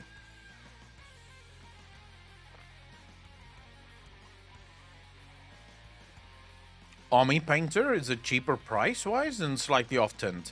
So the paints are overpriced. There's many other brands that are better in quality. Wouldn't any paint really work for this, though? Like, couldn't you be on, my friends? How you doing, bro? Thanks for the first time chat. Really appreciate that. Couldn't you just literally get any paint that would work on that surface and that would work? If it's an acrylic paint, for example, wouldn't all paints work for that? Yeah, if it's acrylic, all paint should work. So you could probably get, like, normal acrylic paint from any hobby shop and it's going to do the exact same thing. This is what I call a fucking money grab thing. They're not going to lie to you. This is a money grab. Because, okay, so gradient of color is important, but you could first, once you know how to do it, you could probably make your own gradients of paint. And I'm assuming if you go to a proper hobby store, you will probably get all of these gradients. But stuff like washes and contrasts are sexy because they just out of shade for you. Some better quality. Sounds like there are a lot of paint elites in here. Like, paint is paint. Varian, not if it's your hobby, then paint is not paint. That's like telling Picasso, dude, paint's paint. the dude will have a fucking heart attack and then stab you with his brush. If it's your actual hobby and you love doing things like that, then suddenly paint is no longer paint. It's like it's like telling me a motherboard is a motherboard. I will slap you. If you fucking tell me, dude, just get a motherboard's a motherboard, I will fucking slap you. Because it's not just like, sure, yeah, all $200 motherboards are fairly similar, but that doesn't mean they're all equally good, right? And as someone who loves technology and loves PCs, you'd piss me the fuck off if you said that. It's great. Thanks for the deal and sub. Really appreciate that. Welcome to the most degenerate chat on Twitch. Thank you, thank you, thank you. Kanidra, what the hell is this? What have you linked? Paint doesn't matter. Here we go. Today I'm painting 7 very similar miniatures and each... Here we go. I'm about to piss off the entire Warhammer 40k community. Are you guys ready to be completely and utterly fucking pissed off? Danmo Gaming, you bastard. Thanks for the prime sub. Really appreciate that. 13 months in a row. Thank you, thank you, thank you, sir. You're far too kind. I hope you guys are ready. Well, actually, I'm lying. I do love pissing people off. So this is for all the 40k nerds, the ones that call themselves purists and the ones that really invest themselves. Apparently, paint does not matter. So strap in, hold your balls, your tits if you need to, and let's get into it. If you're a normal nerd, hold your balls and your tits. Let's see. Today I'm painting 7 very similar miniatures and each of them with a different paint brand. I am doing this to find out which paint brand is the best and which one isn't worth This guy has a cool beard. I already like him. your money. Does it even matter? So these are the miniatures, basically the same, and these are the paint brands that we are gonna compare. Let's start with the one I like the most, AK Interactive. Comparing paint brands in a video is really nothing new, but by painting basically the same miniature 7 times and using different paint brand each time, we should get a good idea how much better or worse. Dude, it seems like such fine work though. Like the amount of effort people put into, like, look at this. He's got actual shading and shit going on there. I would never even think about doing that. Like, if you gave me this thing to paint, I'd just fucking paint it. Like, this thing needs to be red, it's gonna be red. Easy peasy, right? If you told me, dude, but what about the shade and what about the different gradients and stuff, I'd be like, what? What are you talking about? It has to be red, bro. That's all that fucking matters, right? So this is fairly good. Are certain paint brands. Now, full disclosure. Going into this video, my assumption is that paint brand doesn't matter. Okay. As much. Of course, there are differences, but at the end of the day, you can get very similar result with any hobby paint. AK Interactive is just that paint brand that satisfies you in every single way. These paints have matte finish, but not too much. The saturation is just right, and there is just nothing wrong with them. See, there For it this is. entire You saw what he did there? That to me would be done. Like, it's right now. I can go on. video, I am focused on layering. That's because it's a technique that any paint should handle. So the only thing that matters here is whether the paint covers well or not. And AK Interactive has no issues with it. As you can see, you can get very far by simply using layering and edge highlighting. If you start from a dark base coat, there is nothing else you need. No washes, no wet blending or anything special like that. I already said that I like AK Interactive, and that's for a good reason. It's super consistent and it won't disappoint you in any way. So here is the first squig, pretty good in my opinion, and now we can compare the rest to this one. Army Painter. If you asked me about Army Painter before making this video, I would tell you that it sucks. If you ask me now, however, I will tell you that it's fine. No. They're fucking dog shit. These paints are terrible, and there is nothing that could convince me otherwise. Why? No! Now obviously you might ask me, Why though? Why are they so bad? If you remember how I tested the cheapest paints I could find, the problem was that it was like spreading butter on your miniature. This usually happens if the medium is low quality or there is simply too much of it. Army Painter has exactly the same issue, but not to such a high degree. So you are spreading paint on your mini, but it feels like you are spreading more medium without leaving too much color there. This means that the opacity of this paint is terrible. In the end, you'll see that the finished miniature looks kinda splotchy. But he can still make it look good. Okay, now you might say that it's because I didn't shake the bottles properly, but I actually shook it to the point my arm started to hurt. I didn't even use the initial drops of paint to avoid accumulated medium on top of the dropper bottle. So I did everything for the paint to work properly, but it still sucked. However, it's still good enough to get a solid paint job. Yeah, he's definitely better than me. Pop, thanks for the first time chat, really appreciate that. I mean, they look fucking incredible. But someone said they would have to pay someone to do this. I feel like you wouldn't derive the same amount of pleasure from someone else painting it on your behalf. I feel like if you're gonna start collecting miniatures, part of the sort of pleasure from doing it is you painting it. So it's yours. You know, you did this. I would say... Yeah, I would actually say these seem to be fine because if they're probably very cheap. I'm assuming army paint is very cheap.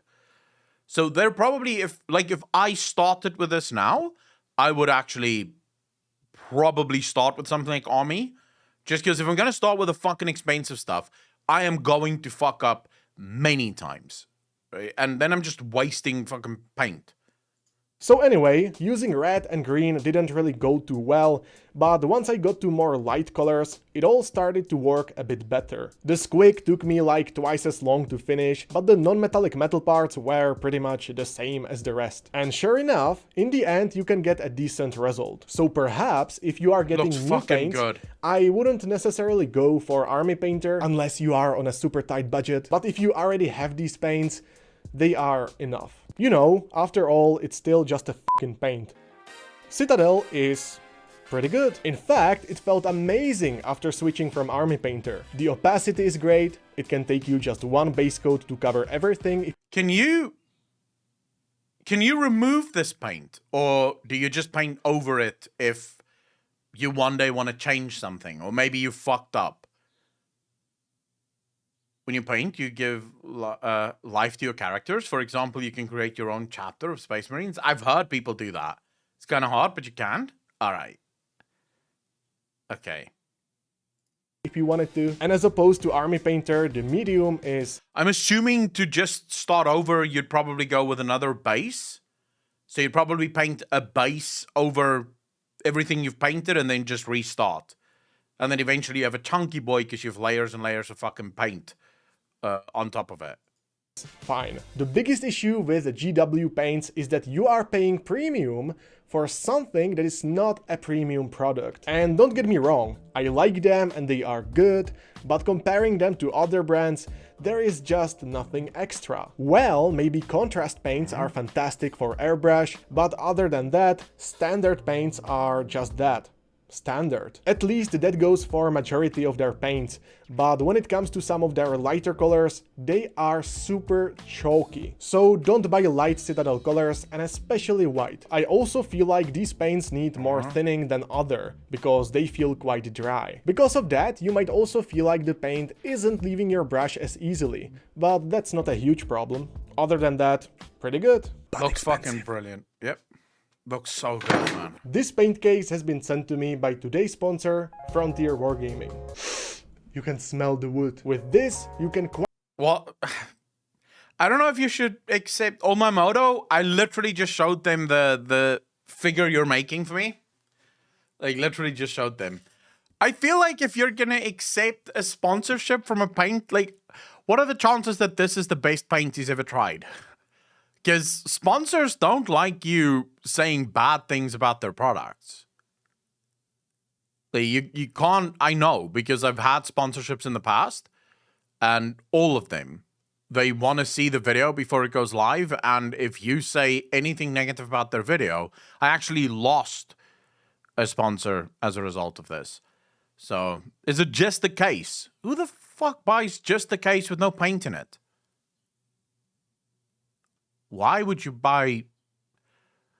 Maybe I'm just not a hobbyist enough, but I would not spend money on a fucking case that doesn't have paint in it.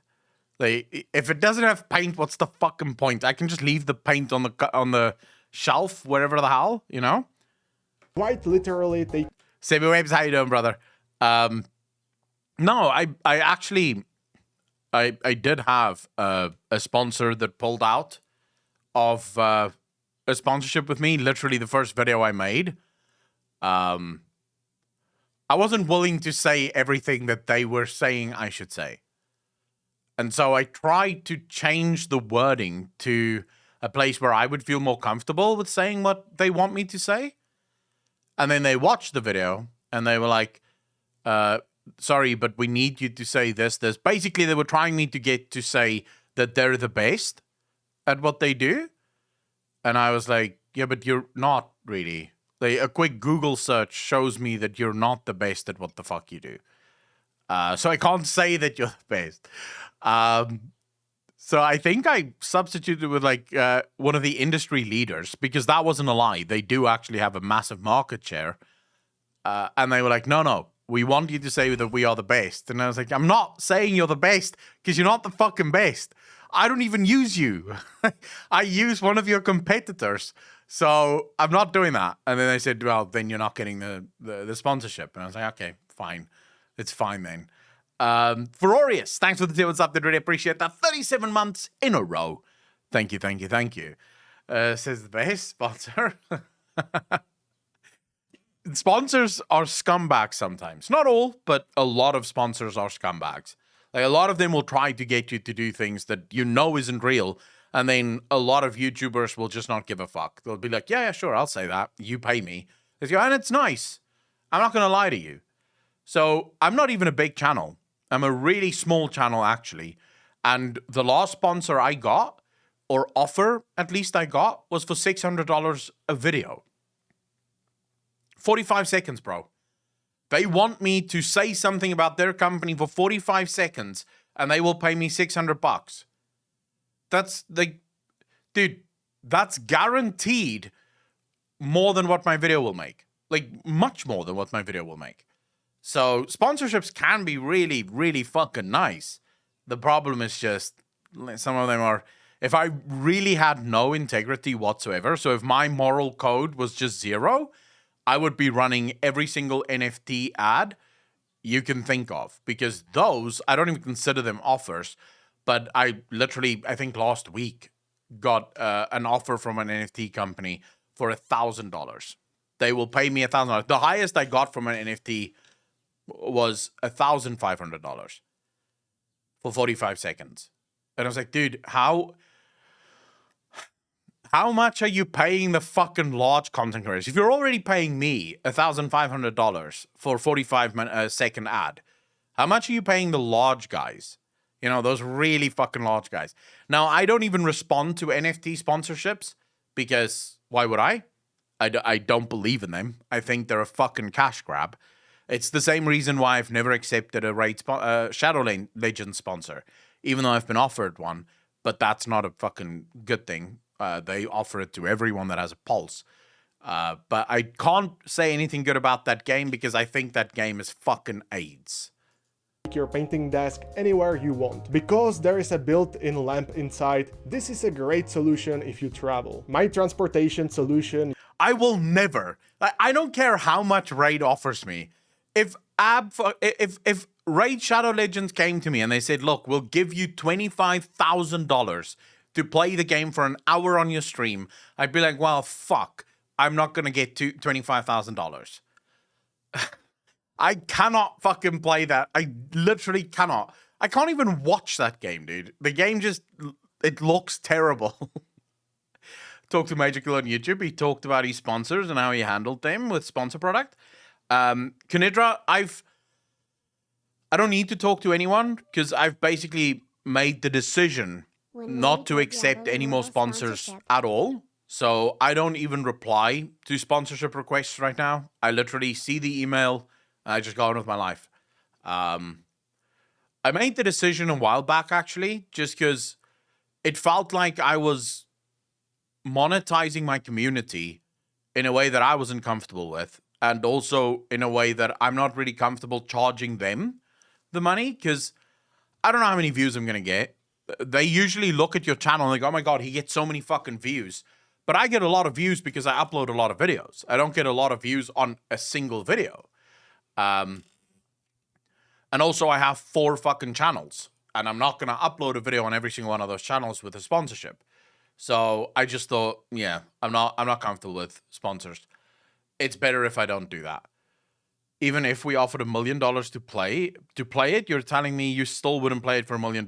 No, because I will not play or speak about anything that I don't like.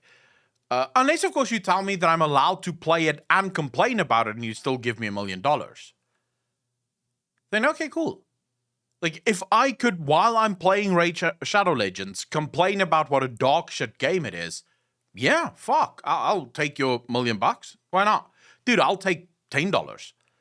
If you were willing to pay me $10 to play Raid Shadow Legends and rant about how shit the game is, I would take the fucking $10. I will show products I believe in and actually use. I would too, but most of the products that sponsor people are American products. I live in South Africa. We don't get many of those products. So most of the products that they want me to show are products that I can't get in South Africa. Used to be a bag for paints and a backpack. That's no longer the case, because I can simply take whatever I need in my hobby space and put it in there. So convenient. You can also get these compatible hobby shelves that have removable sections to just slide them in. Dude, this there. guy has got with the paint case. It makes my so hobbying much paint. so much more convenient. Like, seriously. So guys, if you are in the market for modular hobby shelves, or if you struggle with paint transportation, that's a lot of paint, bro. This is a great solution. So definitely check it out. And thank you Frontier Wargaming for sponsoring this video. Money go brrr. Chimera paints provide a very unique experience. According to the manual, with these 13 paints, you are able to get any color in the existence. The paints are quite expensive, but they provide something very unique. All of them are made from just one pigment. Also, there is like 30 to 50% of pigment in every bottle. Standard hobby paints for the most part are a mix of multiple pigments, and because they are not as pure... What the fuck does pigment mean? I thought pigment is the color of the paint, but he's saying they're all made from the same pigment, so I'm clearly... My Inglando is letting me down here. Pigment is the pure color. Amount of color particles in the goo. Ah. Oh, so it's like when you buy single barrel whiskey, right? Versus like variety brands or can't remember what it's called. But single barrel whiskey, it all comes from a single barrel effectively. So this is single pigment. In other words, it all comes from the same pigment. It's not a bunch of mixed pigments in order to get that color. Okay, I think I understand. My graphic designer's heart aches. Lord, if you think your graphic designer's heart aches there, you should see me using Photoshop, bro. You will fucking lose your shit if you saw me using Photoshop. Because I do things that apparently you're not allowed to do, but they work for me. Like, I merge shit all the fucking time, and I basically do all the wrong things. There's student loan debt, and then there's Warhammer 40k debt. Do you think the government will ever forgive the Warhammer 40k debt? I wonder which one is larger. Mixing them with other paints will get them more muddy and desaturated. This is not an issue here. Everything is perfectly saturated, perhaps too saturated. So while I would prefer to have more muted squig, this one screams quite loudly with red. So having low saturation is a problem, but having too saturated result is a problem as well, at least for me. Now you can simply mix in some black and white to make it desaturated, but even after trying that, I couldn't get it just right, so I rolled with it. Also, these paints are super matte, which means that you won't get any artificial highlights or reflections from glossy surface. This is great, but on the other hand, it's much easier to get chalky finish with visible brushstrokes. I have to say that the first few times I tried working with Chimera colors, I wasn't too happy. Working with them can be quite difficult if you are not used to matte paints, and many of these are also quite transparent. I don't know if I like the matte this paint. time, these issues... What do you get? I feel like the other paints look better. So the problem with these is they look almost picture booky. I don't know if that makes sense, but you know those, like, I've seen Warhammer figurines that almost looks fucking real. It looks as if it could be real.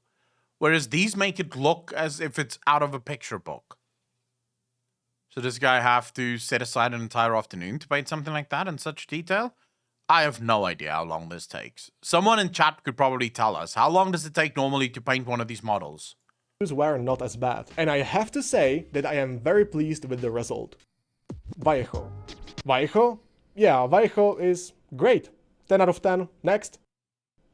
Oh, you want me to talk about it? Okay, I guess the paints are quite matte. I mean, at least the model color, that's for sure. Oh, you know what? I didn't mention this yet. I am using one brand each time, but multiple ranges. So I am using model color, but game color as well, which is more for gaming purposes, because the paint is more satin, bright, and durable. And that's usually the case. Many brands have ranges that are more for fantasy miniatures for gaming, and those are more satin and durable. But that doesn't matter for this video, because I am comparing brands, not each individual range. But yeah, Vallejo is universal and consistent, actually pretty much like AK Interactive. Next, The fucking... Scale 75. You can actually thank Scale... Those models look so cool. You could make a game with those models alone, bro. They look so fucking good. 75 for this video, because it was their new artist range that made me do it.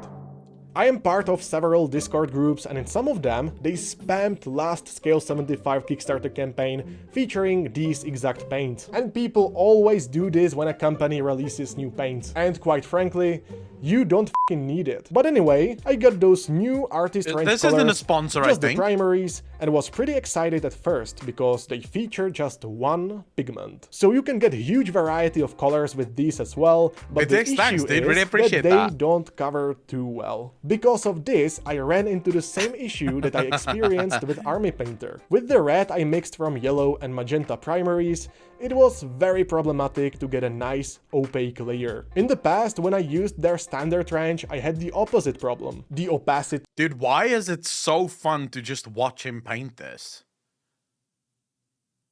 Like, what is it about this? Like, I'm not even listening to everything he's saying. Like, whenever this is on the screen, I'm just looking at the paintbrush. It is so satisfying to watch.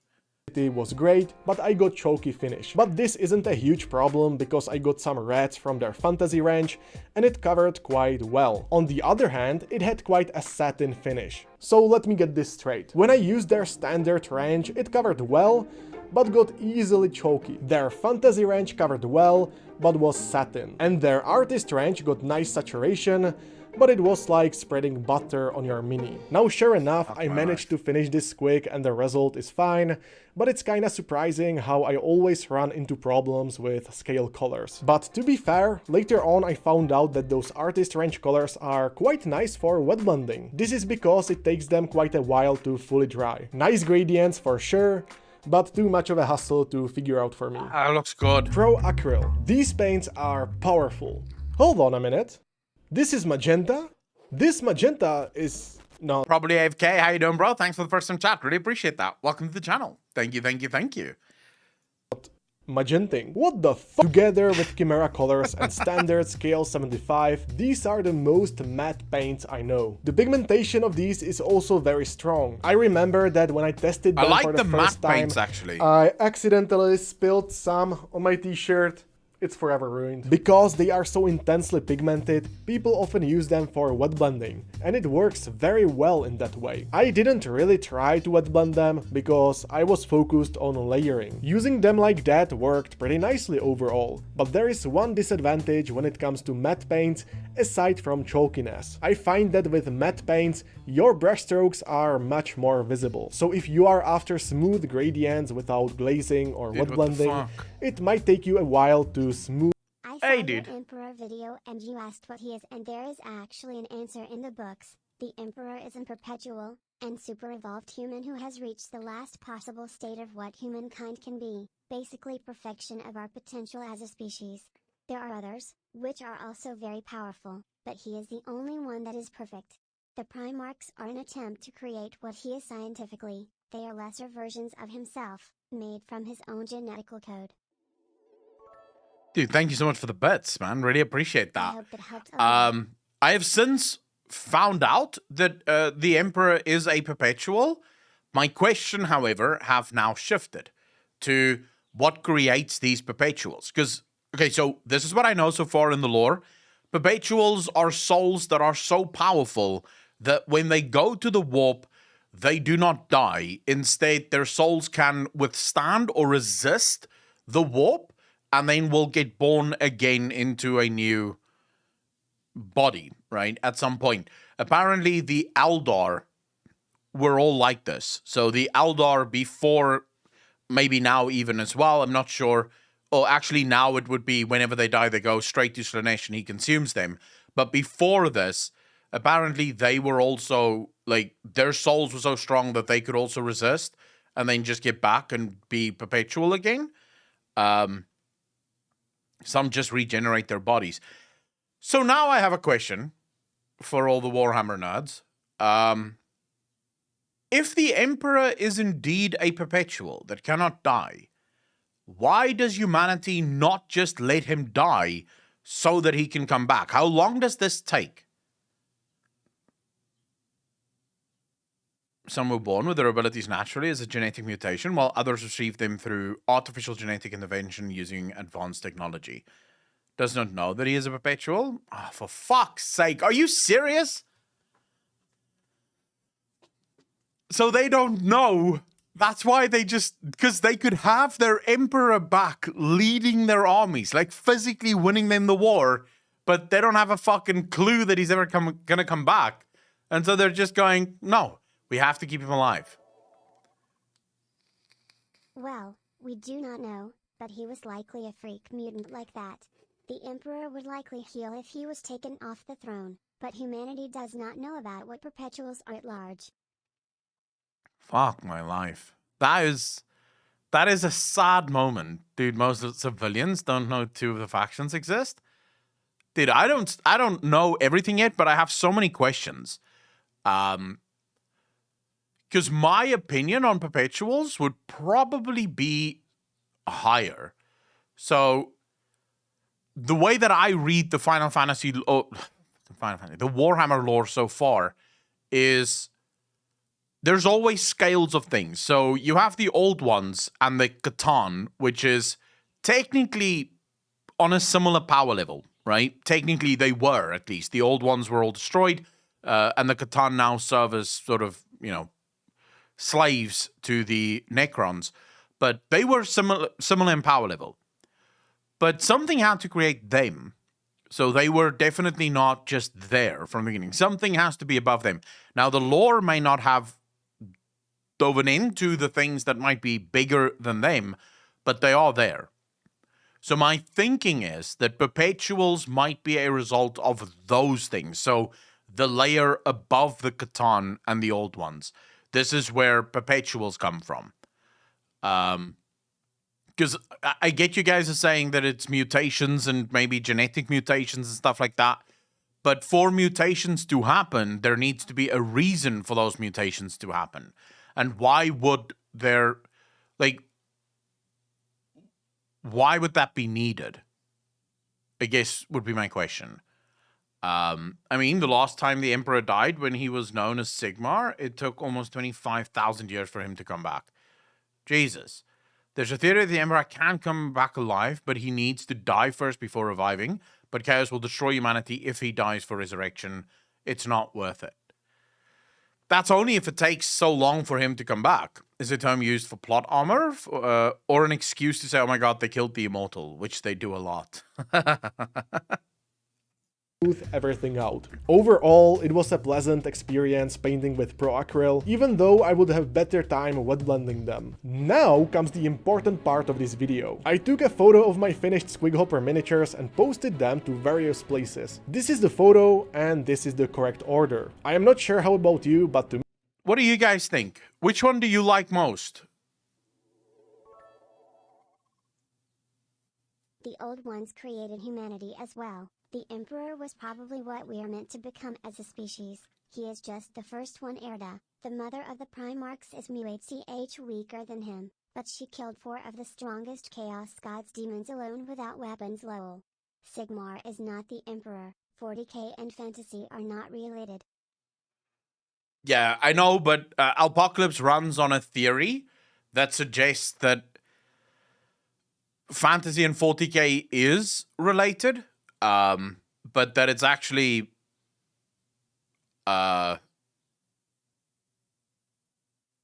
either fantasy is the history of 40k or that the fantasy planet lies somewhere in the warp. And so the theory is apparently influenced by the warp in some way. I think there's enough overlap between fantasy and 40k to make sense in trying to connect the two worlds, even though they don't connect on the surface. But to be honest, that also happens in WoW. So there are people that literally connect the StarCraft, World of Warcraft, and Diablo world. Like, and those lores have fuck all to do with each other. They are not related. Right? 40k is on our Earth. I found your channel thanks to your Bricky reaction, and I've been having fun watching your journey. The only complaints I have is relating to your chat. The sheer amount of false or wrong lore information I've seen while watching your VODs is genuinely frustrating. And it's clear that it makes you unnecessarily confused. It makes you believe things that anyone who actually knows the lore knows it's wrong. Good luck on your 40k journey. Beyond my friends, how you doing, bro? Thank you so much. I really appreciate you being here. And also, if people are wrong but everyone's still having fun, I'm happy with that, right? In time, I'm going to learn the lore for myself because I am going to buy the books and I'm going to read the books and I'm going to learn the lore for myself. So right now, people providing answers, whether that's wrong, right, or maybe somewhere in the middle, I'm happy either way because people are having fun. And that's literally the only thing I care about. It's about people having fun. So, you know, from what it is my understanding also that it is very difficult to be wrong in Warhammer 40k or in Warhammer in general, because apparently is it everything is canon but not everything is true. I think that's the saying.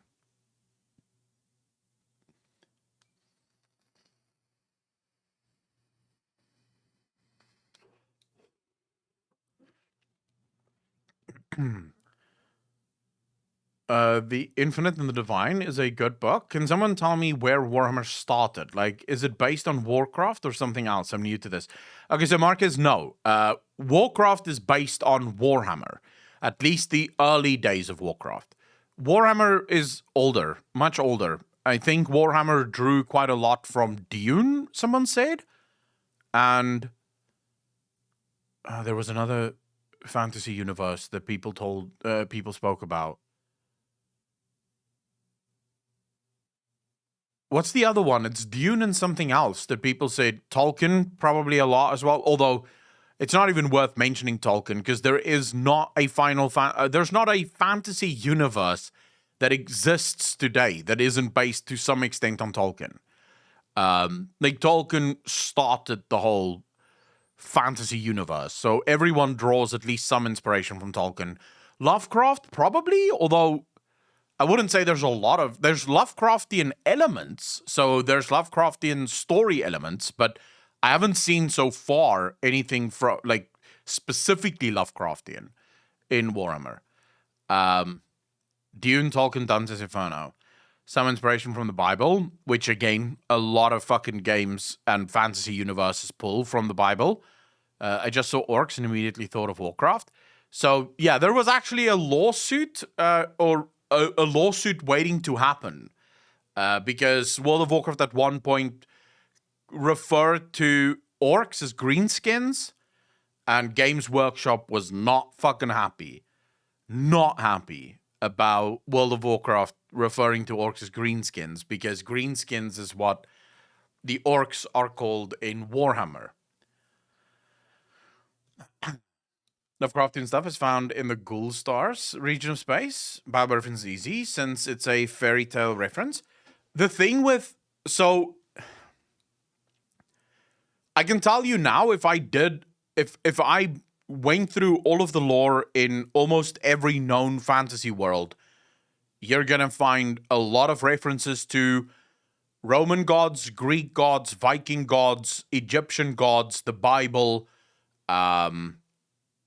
some Eastern religions, although not many, but some Eastern religions you'll probably find as well. And there's a reason why most stories are based on those religions, on those mythologies, because they're known. If I tell you a story that you already know the origins of because it's a story well known, you're much more likely to resonate with said story than if I were to invent a story that's just never been told before. So, for example, Betrayal. Betrayal is a story as old as time. Literally, the first chapter of the Bible deals with betrayal. So we understand betrayal. We understand it at a fundamental level. It's a human emotion. So that's why almost all fantasy universes will have massive amounts of betrayal. The Warhammer 40k universe uses Horus to betray his father, right? The Emperor. Again, this makes sense because it's biblical. It's religious because almost all religions have this. It's a good way of telling stories, is using things that already exist. Kanidra, take care of yourself. Thanks so much for hanging out. Japanese gods and Eastern games. Even Eastern games oftentimes use a lot of Western mythology because there are so many mythologies in the Western sort of regions. Again, what I told you about the lore is based on my 300 plus books I have read over the years. They are all canon. But boy, let me tell you, do they often contradict each other, so I only use stuff that does not contradict yet. Oh no, that's fine. Heathen, I'm not referring to you at all, or anyone specific.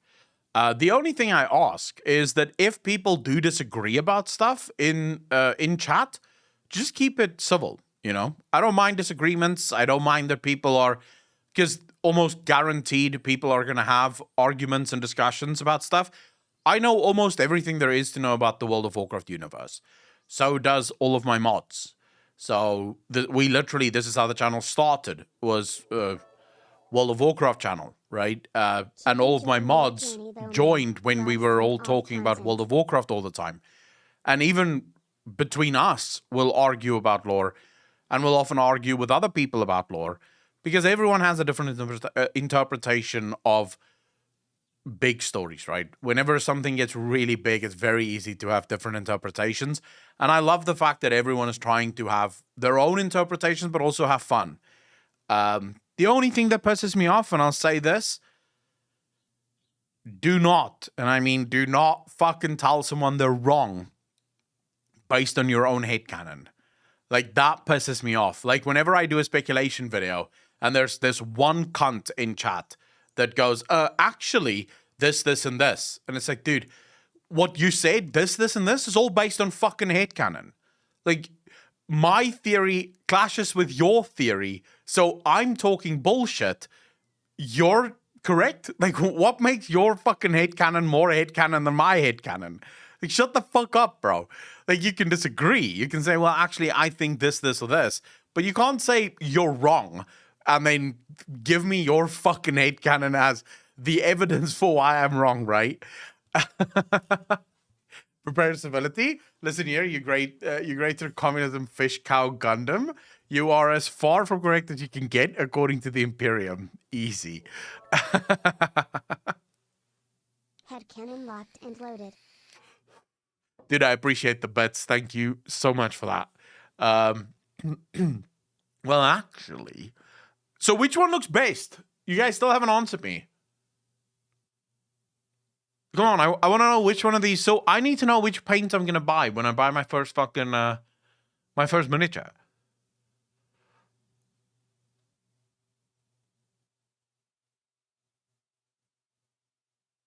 I like number 2 and I like number 7. Number 7 is the army painter one, which he said was really difficult, but I like it. Sazas, you think it's all the same? Thanks for the first chat. I really appreciate that. Welcome to the channel, man. You think Bellagio? I don't see any difference. It's like difference in shade, maybe, but not quality. I like the... So, some of these are a bit more shiny, I guess. I prefer the more matte. So, the more muted, I actually like a bit more. I would probably either go for 2. 3 is okay-ish. 6 is really nice as well. And then 7. But I would say I think the point of his video is correct here. If I were to show you any of these miniatures on their own, would you say that it looks shit? No, you wouldn't. You would say, oh my god, that's a really good paint job. And that was the point of the video, was to show that the kind of paint you use really doesn't matter. And I think he's proven it here, because they kind of do look fucking the same. Alright, Albamoto, take care of yourself, bro. Corporate needs you to find the differences between this picture and this picture. To me, they all look fairly decent. The question is, are people able to tell which brand has been used for each mini? Posting this picture to various Discord groups and Facebook, I received a variety of answers. After going through all of them, there were 2 common trends. First commonality is that people often guessed number 6 to be either Chimera or Pro Acryl. Next, Citadel and Army Painter were often associated with number 4 or 7, so people thought that those are quite glossy / satin. And I mean, Citadel surely isn't super matte, but it isn't exactly super glossy either. The natural conclusion of these commonalities is that many people were easily able to tell which brand is glossy or satin and which one is matte, for the most part. But somehow people underestimate matte Citadel. most.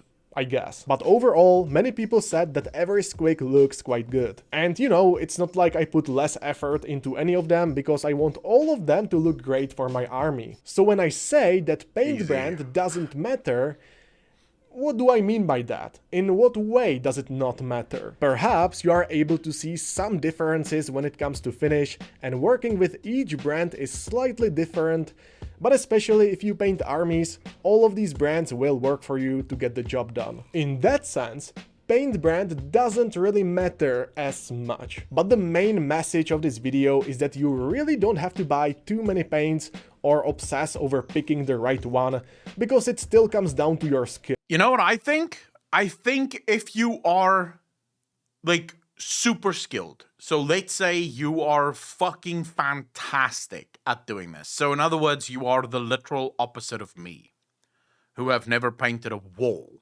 Like, I fucking kid you not. I have never even painted a wall in my life. I think that would be a challenge. I don't think it matters. Like, I think if you give me any paint, it's not going to make any fucking difference in the clusterfuck that is going to present itself at the end of it. But I think if you're super skilled, so if you're really good, like this guy, I think that's where paint might start mattering. Like, that's where the brand might start mattering, purely because of what he's able to achieve based on the kind of paint that he uses.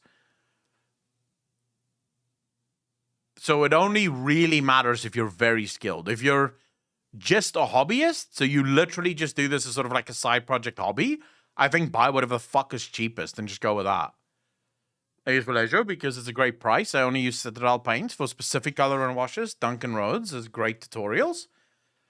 Yeah, when you're at the level, by the way, Pop, thanks for the first time chat. Really appreciate it. Welcome to the channel. Thank you, thank you, thank you. I think when you're at the level where you can start min-maxing, then yeah, different paints is going to get different things. And I'm assuming there are actually painters out there that will use one brand, say for, like on one model, they'll use one brand for the weapon, and then another brand, say, for the fucking teeth, because one brand just makes the weapon look better, whereas another brand can do the teeth better. So I'm assuming once you get to like the serious level of painting, you'll actually start min-maxing even different kinds of paint, depending on what it is that you're painting on a specific model. But I mean, that's when you get to the point where, fuck my life, this is what I do for a living. Whereas if this is just for fun, yeah, just get the fucking cheapest. Maybe not get the cheapest, because what he said here about Army is that it's difficult because it feels like you're painting with butter. So maybe the cheapest isn't the best one. Maybe get like a good middle ground. You know, get something right in the fucking middle. I'ma head out, but I'ma be back at some point. Even history streaming. Thank you very much for the bits, dude. Really appreciate it. Take care of yourself, brother. Just buy a bucket of wall paint and dip them. Done. Easy. Yeah, that's how I would paint them. Or get a spray paint, like a spray gun. Just, this is my red marine. This is my blue marine. This is my gold marine. It's all gold. And if you are really not sure which brand to pick, just pick AK Interactive or Vallejo, because you can't go wrong with it. However, if you need this advice, I assume that you might be a beginner painter, and that's completely fine, but I fully realize how confusing it might be getting into this hobby. So, if you are a new painter or you just wanna refresh some skills, I have made a video on how to start painting minis if you have zero experience, and it should help you with all the tools and the entire process. And see you there. Yeah, I'm probably going to have to start watching some of those videos if we're going to start painting our own fucking shit. If we ever get that deep into, because I feel like that's like a new level of hobby almost. At that point, like you're going balls to the fucking wall there. You look like you've lost some weight. I want this guy to make my D&D PCs. Vallejo. Yeah, I don't think he will though, or he'll charge you a fuck ton of money to do it. I love Warhammer, but I'm sticking to books and games, no miniatures. The miniatures is kind of like the coolest part for me, because there's some really cool shit that you can do with these miniatures. So I'm looking through like the miniature stuff here, right? Go to like the 40k, the Warhammer 40k Gamers Hub. I imagine if you really start getting into it, you could like build an entire fucking battleground with like mountains and cliffs and valleys and shit. And you could make it look super cool. I imagine this can be an endless time sink. Today is gonna be stressful, but it's gonna be okay cause I got my Echo stream. Oh yeah, Nexty. Thanks for the 100 bits. Really appreciate that. Hey, I'm happy to be here with all of you. We do have a video that we have to watch though. I almost completely forgot about this. It is one video that I must watch because it's important. It's about important shit, ladies and gentlemen. This can't just be a let's fuck around kind of stream. We have to... Sometimes we have to do some work as well. I don't make the rules, but sometimes it has to happen. So Preach got alpha access. And he made a video about his alpha access. Now, for anyone that isn't aware of the World of Warcraft drama, Preach left World of Warcraft about a year ago in a frenzy of bad shit. Like, he made a video saying that he will never again make content about World of Warcraft. I'm lying, of course. He never said that. He actually just said that he's done with World of Warcraft content as his main content. But the player base thought that he said never again. He wasn't happy with World of Warcraft, and he really dug into them as a result of all the shit that they pulled during BFA as well as during Shadowlands. And here we are. Preach just tried the Dragonflight Alpha. There was also a lot of sort of problems because Preach did not get access to the Alpha when the Alpha first went live. Blizzard actually didn't give him Alpha access. Nixty, thanks for the community sub. Really appreciate that, ladies and gentlemen. Hot and chat. Thank you. Now he's back. He's tried the alpha. If ever there was going to be an honest voice for the alpha, it is this man. Let's watch, shall we?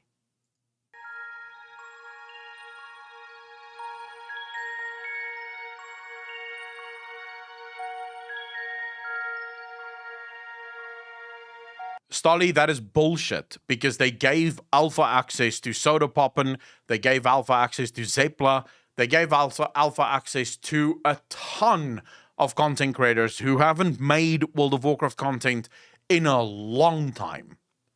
So the argument he said he's done with WoW content, that's why we're not giving him alpha, that's bullshit. Soda Poppin' spends much of his time complaining about WoW while playing other games. So no, them not giving Preach alpha and them actually taking a meeting with Preach to explain themselves and sort of put the stuff away, I think it's actually, there's more to it than just, oh, he said he doesn't want to make WoW content, so fuck it. In a way that we know is going to make the game better. That fat, bald British cunt. They must be desperate to give Preach alpha. 8 years from now won't matter. We're not making amazing Preach can piss off back to the maelstrom. It is, even Doesn't play what drives your character expansion. That is not the card. Nobody cares about Sure, people like for solving something and just settle through how. What are other things that you don't want to knowing about MMOs, just like saying, Oh shit. Oh shit.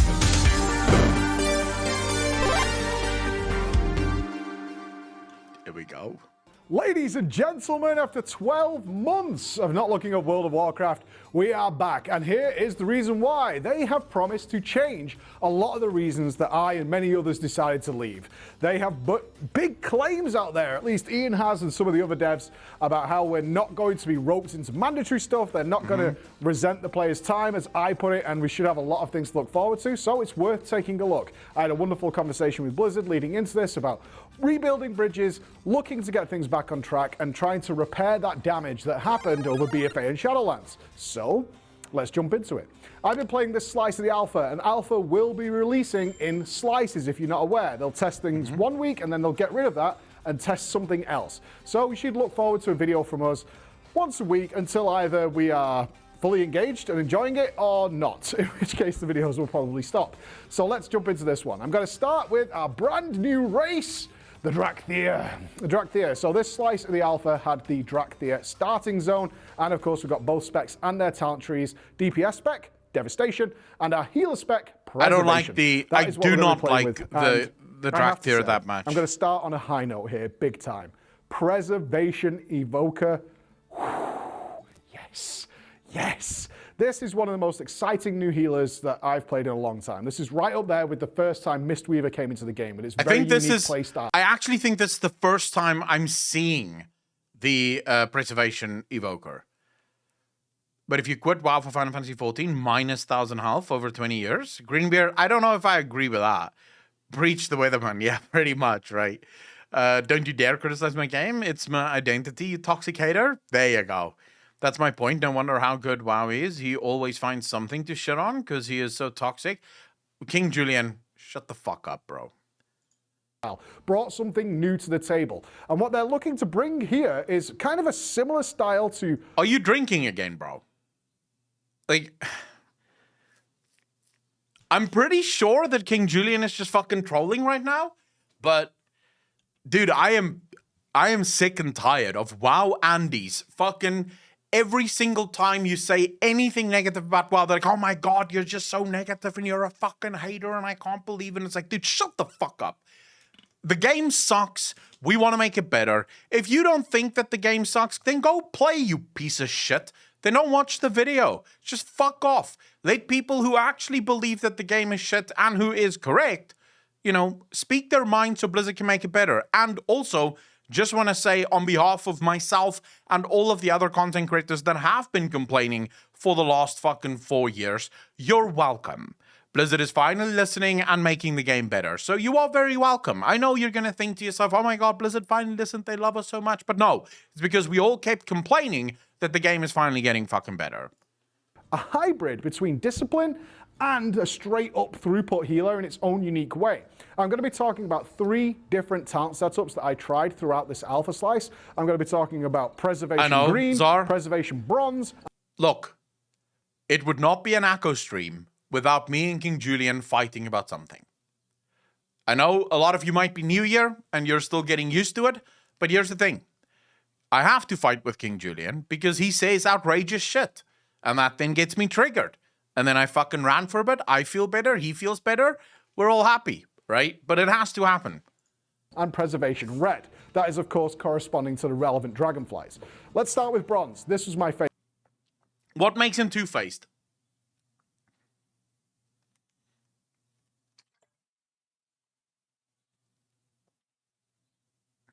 Please, what makes Preach two-faced?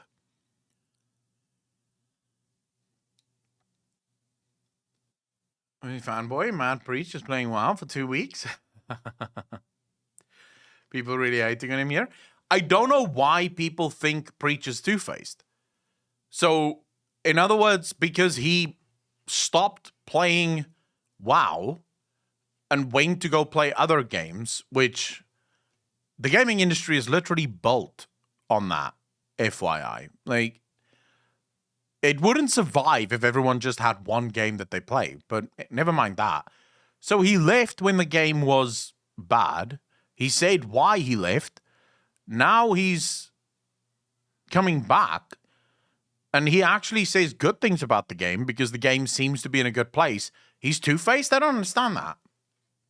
Favorite. One of the big heavy hitter spells here that really defines the entire Preservation playstyle is Echo. And I love this spell so much. It's amazing. What does it do?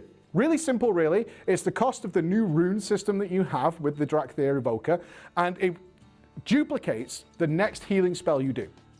So what you can do is completely wide open to you. You can put... Wait, are you trolling or are you being for real?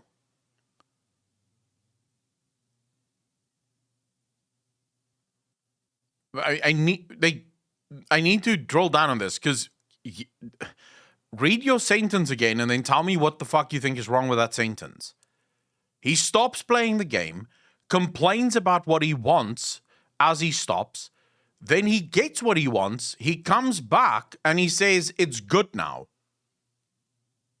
That checks out. The logic checks out.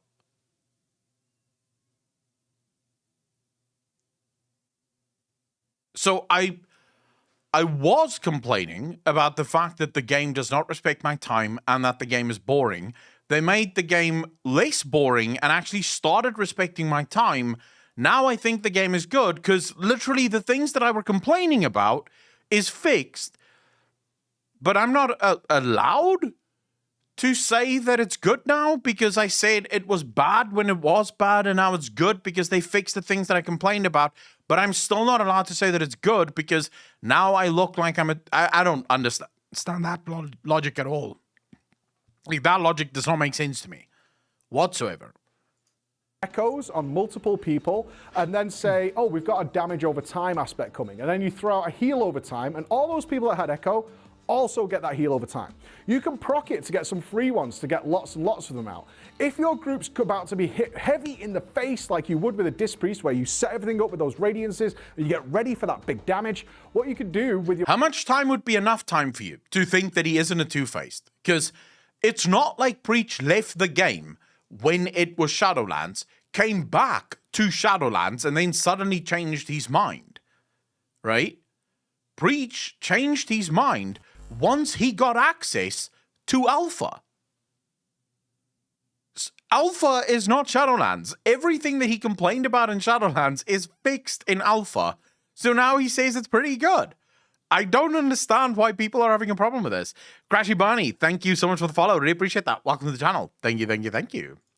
Your Preservation Evoker is put out a number of echoes and then fire off your big single target healing spell, and it will duplicate to all those people and put out this massive amount of raw burst energy.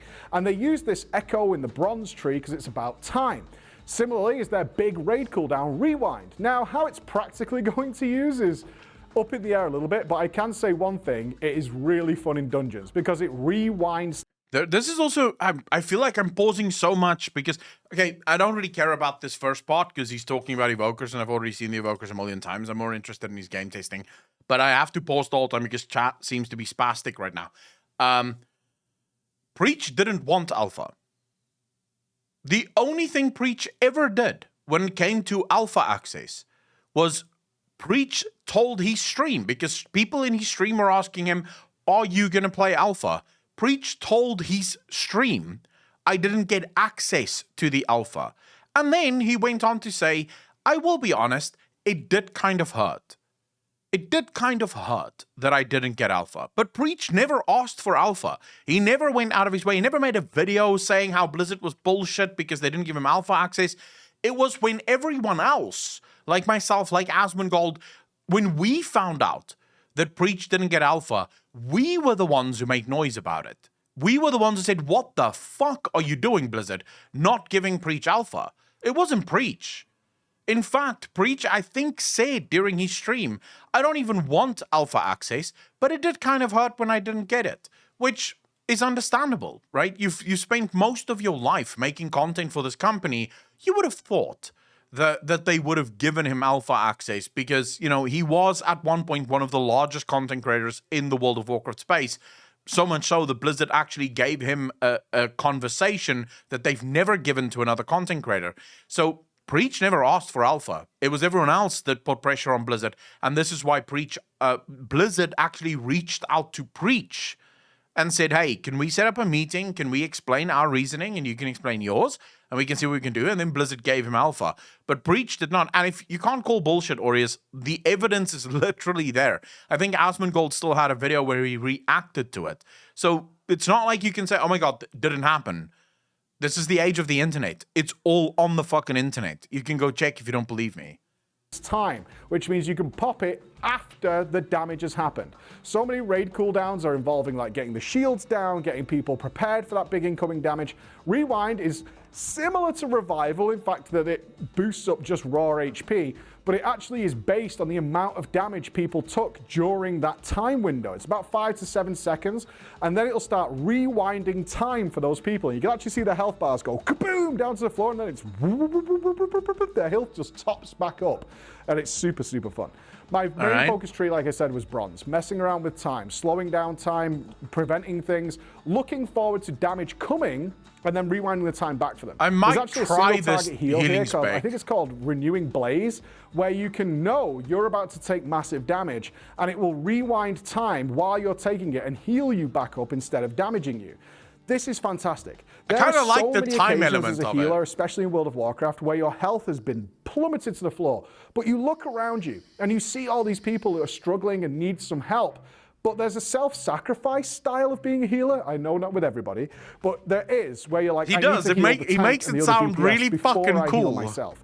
By having this preemptive button that you can press before the damage, you actually get to heal yourself back up passively because you activate the ability while dealing with the rest of the party. And even through the simple, normal, and heroic dungeons we did, I found this absolutely incredible.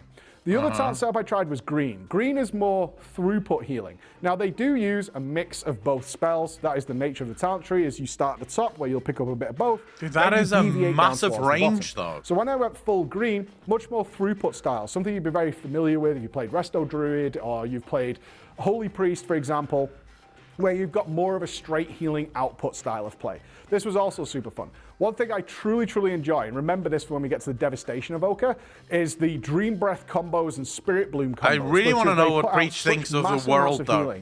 And they're channeled spells. You'll be aware of the new channeling. Yeah, he's saying the game is nice, but the problem for Positive Andes is the fact that they want everything to be nice. So there's a group of players within World of Warcraft that they don't want... So you can't think the game is good, but then there are slight things that the game doesn't do as well that you think could be better that would actually make the game better. You can't have that.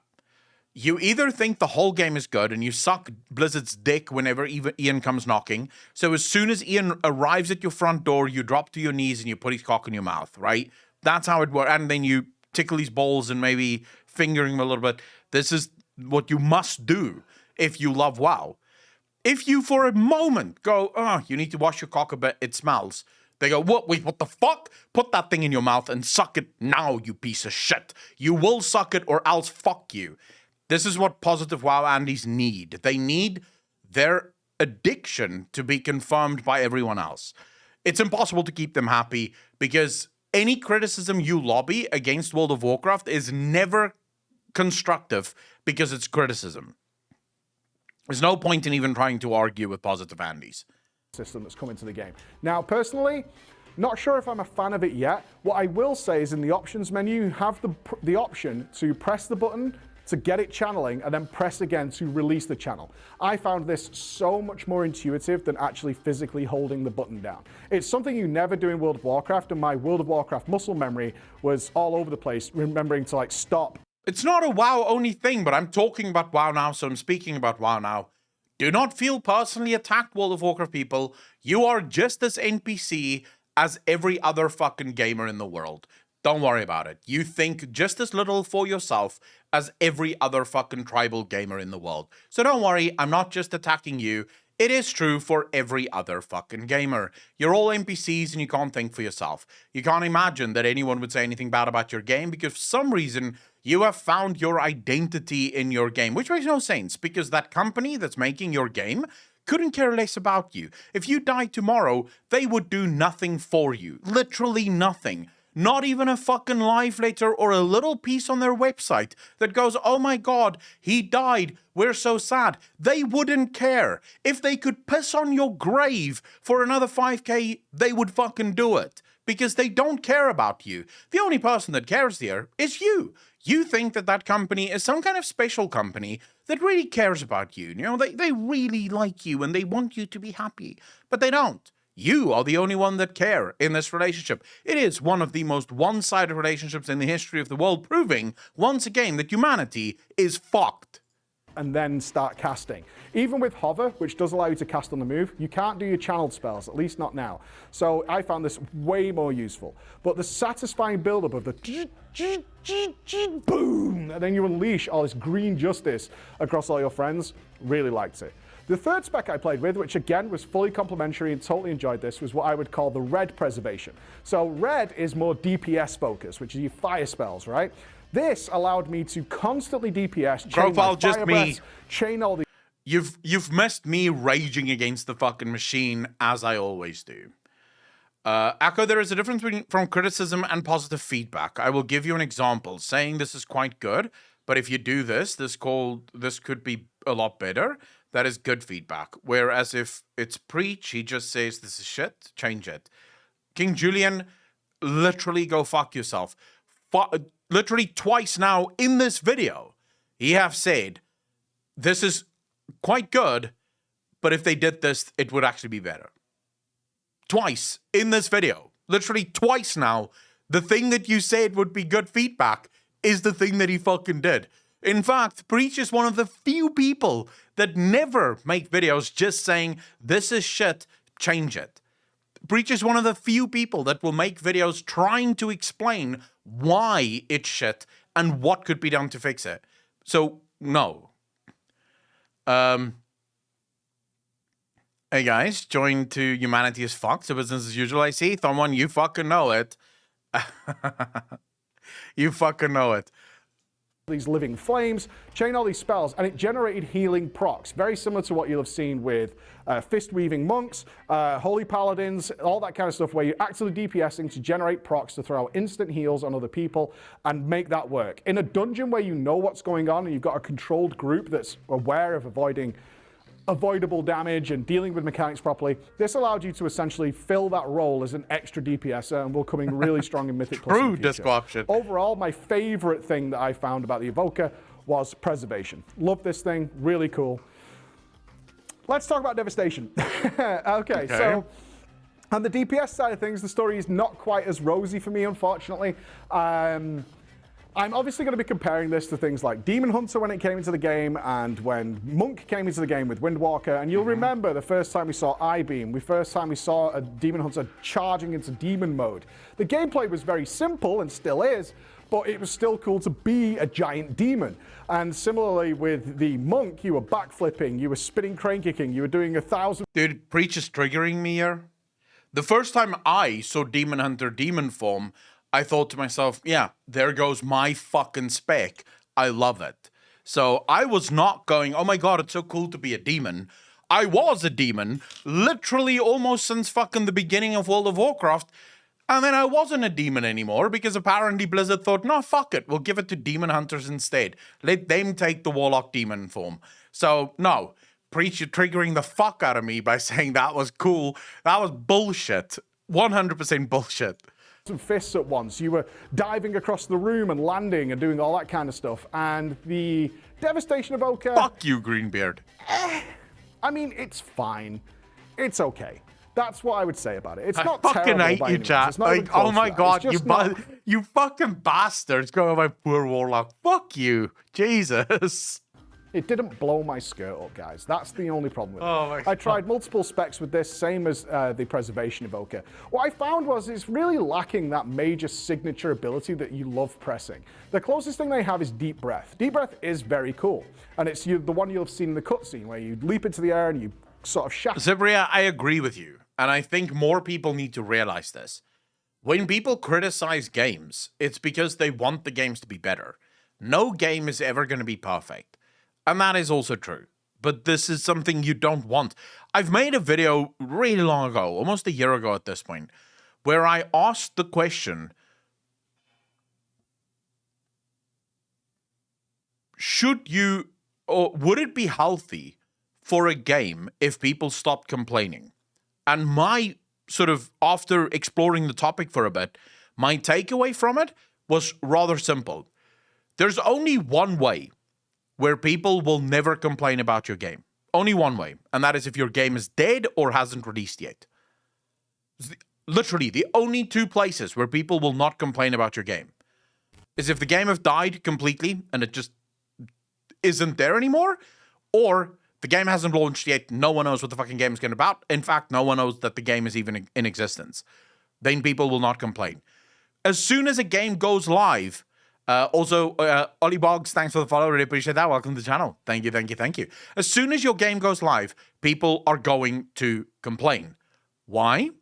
Because gaming is subjective. Fun is subjective. Good is subjective.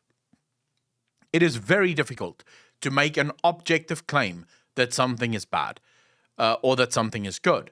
What we can do is say that this isn't good for me. And then because you have a platform, because you're a YouTuber or a streamer, you have the ability to speak to other people. And what will happen is you will cultivate a community that feels the same way. So if you make a video saying, I really hate Warhammer Horus Heresy, right? Let's say, for example, you made a video saying the Horus Heresy was truly shit and a low point of the Warhammer community days. You're going to find an audience that agrees with this on some level. Not everyone is going to agree. A lot of people are going to disagree with you, but you will find an audience of other people that really didn't like the Horus Heresy era of the game.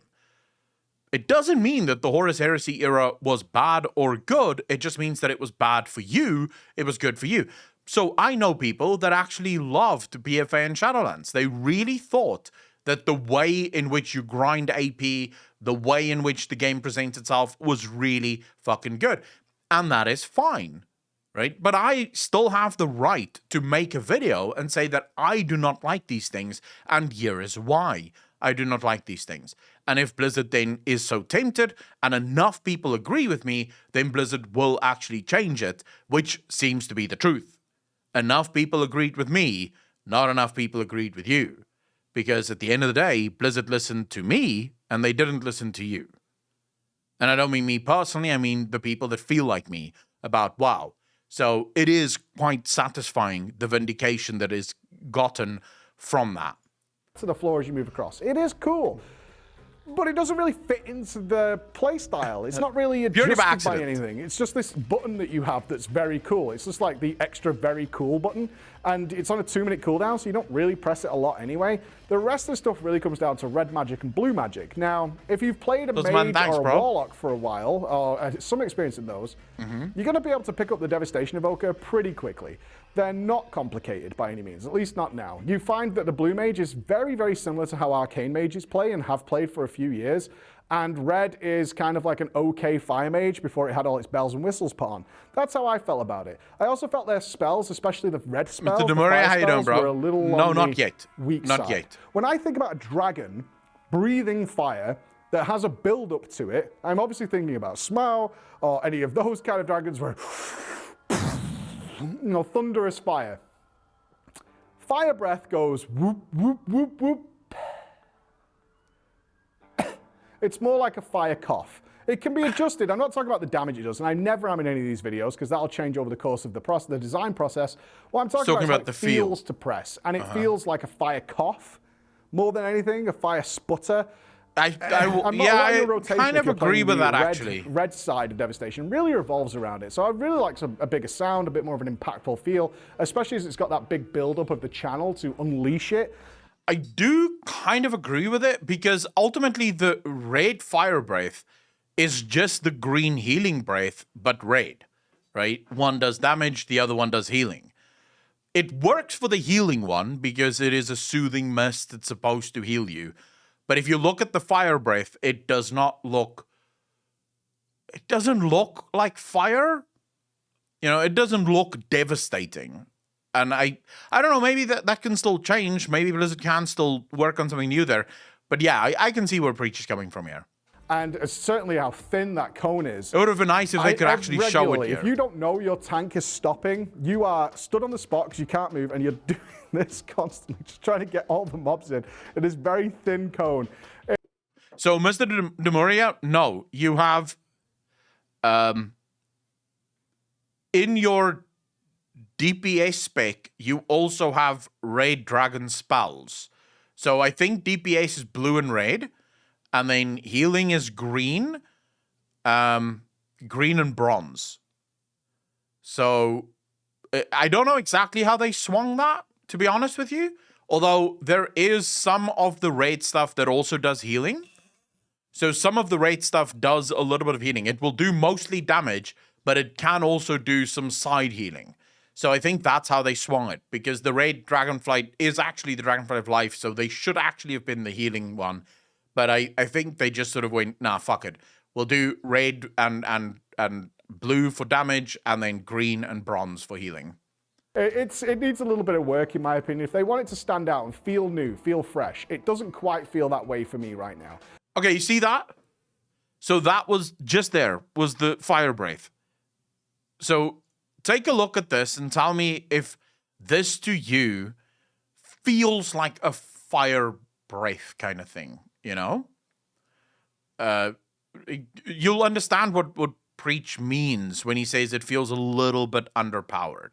In my opinion, if they want it to stand out and feel new, feel fresh, it doesn't quite feel that way for me right now. See that? Generally, when you go red or blue, you I don't know only what's have wrong sort with of it 3 necessarily, buttons but that you're it pressing doesn't regularly, look... and they kind of do similar things. So you'll have like Living Flame, explosive enough, Fire Breath, Pyre, Firestorm. And that's it. And you just kind of keep 2 on cooldown while you cycle through the others. And the same with blue. You have some debuffs to manage, and then you throw it out again. Again, it's fine. All right? It's fine. It's not terrible. It's just when a new spec comes... That's actually true. If it lasted a little bit longer. So, for example, if it was actually breathing the fire and you could see the fire coming out of the mouth and it was there for a second or two, even if it was just the animation of it. So you don't actually have to stand there for 2 seconds and cast it, but it would be sort of the animation of it going on. I think that would already do a lot to just make it look a little bit better. Because, yeah, right now it really just looks like it's... You know, you're just throwing a bunch of fire out there and hoping that it hits something. Comes into the game, I look at something like Preservation and like, holy crap, you kind of changed the game with this. And I look at Evokers like, you kind of did this before a few times. So that's how I feel about those things. Let's talk about the starting area then. So starting area story-wise, crisp. Absolutely crisp. There's actually some really good setup here for some new characters that I hope are going to come back and be really reintroduced, because they set them up very, very well for really good, interesting characters. And one thing World of Warcraft surely needs is some new, fresh blood to make that stuff work, right? Yes. One thing I'll say is, like, two things. The gameplay is very, very slow. Now, let's bear in mind here, in order to play a Dracthyr, you need to type into the game that you are advanced. You're an advanced player. But then the gameplay they give you is not even remotely close to being advanced at all. It's all stuff you've seen before. Besides the new channeling mechanic, that's kind of it. Everything else kind of fits into place. I don't know what makes what I would say is they have these little urns around the place, which constantly reset the cooldowns of your spells. I would move Fire Breath. Shit, that arc is also very small. I don't really care for Fire Breath. It feels a bit flimsy. But Deep Breath is awesome. Deep Breath is always cool to press. They give you Fire Breath early, mainly because it's a channeled spell, because they're like, oh, let's introduce it to channeling. I get that. Deep Breath is way more fun to press, and the Dracthyr at the start, when it's learning its base spells, doesn't feel very fun. It feels very, very slow, very stunted. Nearly every spell you get is a casted or channeled spell, besides your instant cast cleave ability, which you will use in AoE. It just feels a little. Oh my god. Okay, can we get going now? Because you want to. Oh the my god, doesn't... dude, this is triggering to watch. Like trying to get as many of these whelps into your very small, like range Fire Breath. It's just a little triggering. Grab you by the balls. That's what I'm trying to say. The gameplay does not grab you by the balls. A fix could be swap Fire Breath for Deep Breath in terms of the order you get them in those zones, and allow these urns to reset the cooldown on Deep Breath. Because Deep Breath is way more satisfying to press. It's way more fun. Would love to have pressed it way more times during that starting zone. Another thing we should talk about is Soar, the Dracthyr racial. No, you can't turn into a full-fledged. So if you understand the sort of story behind the Dracthyr, it makes sense why they can't turn into full-fledged dragons, because they aren't full-fledged dragons. They are experiments of dragons. So they're very similar to like the Draconids, which was also an experiment by the Black Dragonflight. Very similar to that, right? So they're not actually, they aren't dragons. They're sort of dragons that was manipulated. So Deathwing very much played the role of the Emperor here, in sort of genetically modifying these dragons and turning them into what we would call Dracthyr. And be a dragon. It is by far the most fun spell they've introduced in years. It is incredible. It's so good. And you get nowhere near enough times to do it during the starting zone, and it should be one of the highlights they can only of the starting zone. Slowly. What I would gladly like to see, because it has a 5-minute cooldown, is to say, it's a fantasy game, right? So you can make up anything, is that these Dracthyr creches that they have are built in an area where the winds are favorable for soaring. So it has a 2-minute cooldown. Because what you often find when you're wandering around this zone, or at least this is what I found, is that you want to go soaring from quest to quest because it's really cool and it's brand new. Why would you give it a 5-minute cooldown? That 5-minute cooldown means if it's come back off cooldown, after you've kind of jogged your way to where... I'm going to be honest with you, I don't see why you would give it a 5-minute cooldown. It's already not as fast as dragon riding. So no one is going to substitute that for dragon riding. I wouldn't have given it a 5-minute cooldown. I would not have done that. Where you need to be is that you kind of want to hold it because you've probably got a very long journey coming up, and you do. And several times I found myself getting into this awful habit of like, oh, I need to go across the map. I might as well wait another minute or so to soar because that's way more fun and quicker. Will we hit the tree if we soar from here? I think we're fine.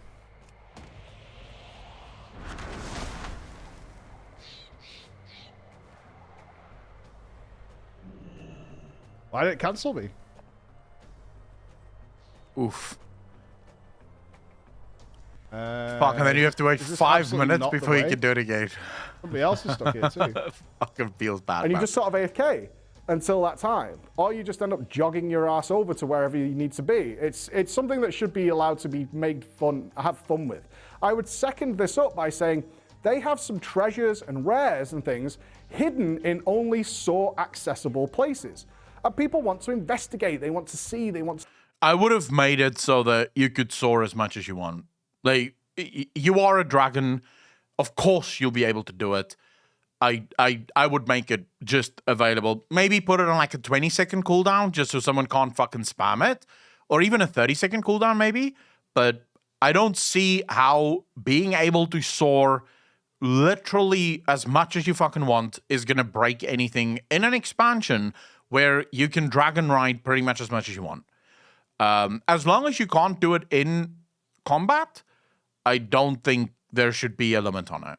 Like, that's my honest opinion. I don't see the point of having a limit on Soar. Stick the toes in and see what's going on. So I would really reduce the cooldown of Soar in that zone, and it would add a lot more fun and dragon-style gameplay to that zone and make it much more enjoyable, in my opinion. Those are the things. Other than that, the starting zone is great. Good introduction to the characters, good introduction to the backstory that's happening with the Drakthir, really interesting new characters coming into it. Gameplay is a little slow, gets better towards 60. That's why I would only swap Fire Breath and Deep Breath in terms of when you get them, because you get them all after about half an hour, 40 minutes, and then you will have everything and you can start messing around a lot more before you get your talents and really start specializing. Those are the things I would like to see. Yeah, but you won't. So I do not, Batman, how you doing, brother? I think people are still going to choose dragon riding over Drakthir Soar. And there's a couple of reasons for it. So dragon riding can actually scale up and you can get a lot better at it. So you'll be able to go faster, you'll be able to go further. Soar is almost always going to be an ability that people use to quickly get around if they need to. They're not going to, like, no one's going to use that as their long-form Dragonflight. They're going to use normal dragon riding. So for me, I don't see the point of the cooldown. I don't think the cooldown makes sense. With that. Moving on from this, though, it is time to look at our professions. A brand new profession system is coming to the game, so let's go. Now, I know many of you are probably really excited about the profession system. I am too, and to anybody who suspected this, it's nothing like Final Fantasy XIV. It's not as involved in that at all. In fact, surprisingly, it's nowhere near as mechanically different as some of you probably suspect it's going to be. If you've ever crafted anything in World of Warcraft before, you're going to know this system hands down. It's very, very simple. It's usual stuff. Now, we do have the new mixes of quality of ore, so between 1 and 3, and we have the mix of quality of items, where they can somewhat proc to be higher quality by a couple of item levels, and that goes up by like 5 different levels, so you can have a 10 item level difference between one person crafting one item and one person crafting another. Now, don't despair. No despair. We do have the new talent system. Now, this is where this thing gets interesting. Is the talent system something complicated? No, it's not. In fact, its rewards are pretty self-explanatory. You're going to get extra levels in terms of how you craft axes. You're going to make better quality axes. You're going to get more chances to proc better quality axes, right? If you go into axe specialization. Sometimes when you craft, you'll get some of your resources back. Sometimes with certain materials, you might multi-strike them. So with potions, for example, you generate more potions, just like we've seen back in the Burning Crusade. Nothing particularly new here. And again, don't No, I think that's fine. That's not the purpose of this system. While I would have certainly liked them to have gone a bit deeper in the actual crafting of things rather than this simple gather resources, press craft, and whatever pops out is pops out. This whole system for me is actually Blizzard trying to do a bit of social engineering in a good way. This is something we've talked a lot about in Final Fantasy XIV, is they do a lot of rewarding you for doing things that would be in the best interests of the whole community, either by spectating people, helping out noobs, taking your time in dungeons, things like that will reward you with better things, and it fosters a more positive community. Now, one thing that's definitely disappeared from World of Warcraft over the years is the idea that you are your character's name. In fact, many of you, or nearly all of you listening to this, will have been referred to as mage, rogue, paladin, warrior. Your name very rarely gets used. There's been a very clear disconnect where the community kind of looks at others players, certainly in Mythic Plus and things like that, as NPCs who are there to take them to the end of the dungeon in a polite and nice way, and hopefully you will get some reward out of it, but they're faceless. Dude, that is an interesting criticism of the WoW community, and I haven't really thought about that until now. Because, yeah, people do that. How often in a dungeon will you see someone go, healer, can you do this, this, or this? Tank, can you do this, this, or this? It really is just, we really do just look at people in the game as an NPC. You are literally just here to get me from point A to point B. And I agree with Preach here. The fact that you are making people a little bit more interplay-ier and you are giving people another reason to sort of work with each other, I think it's going to do a lot to help that. but I don't know if you can take it away. I don't know if you can ever really reverse engineer it to the point where people do not do this.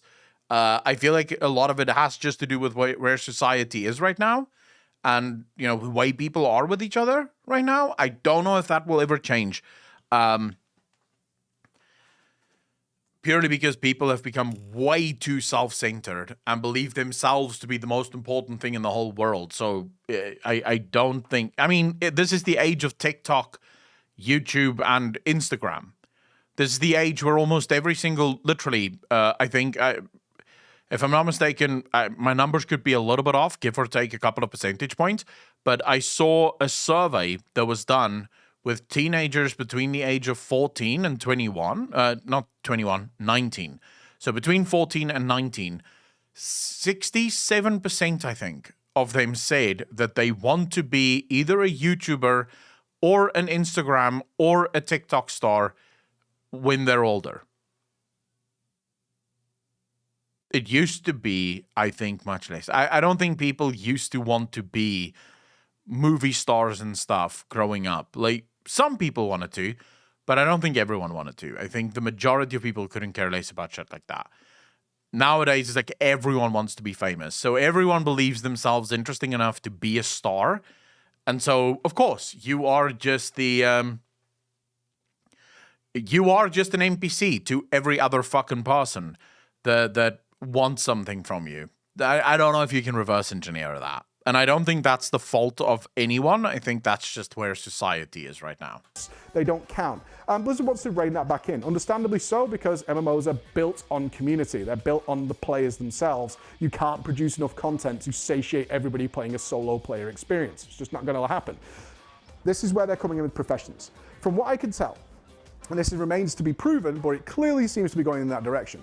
If you wanted to, you can in fact learn every single specialization that exists within your chosen profession. If you want to be a master axesmith, you see, this is the part. This, by the way, is the part that I do not like. The fact that you can be every single specialization in your profession over time. What's the point then of having those specializations? Because the reason for specializations almost always is to specialize, is to make yourself different to everyone else. If everyone can have all the specializations, then there comes a point where none of it really fucking matters, right? Swordsmith, two-hander, shieldsmith, armorsmith, bootsmith, bracersmith, glovesmith, chestsmith, shouldersmith, and all the tools and funky toys that come with it, you can do that. But it's going to take you until you die. And that's what they're aiming for to happen here, because they don't want you really to do that until probably very, very late in the game if you dedicate your entire soul, life, and body to achieving that goal.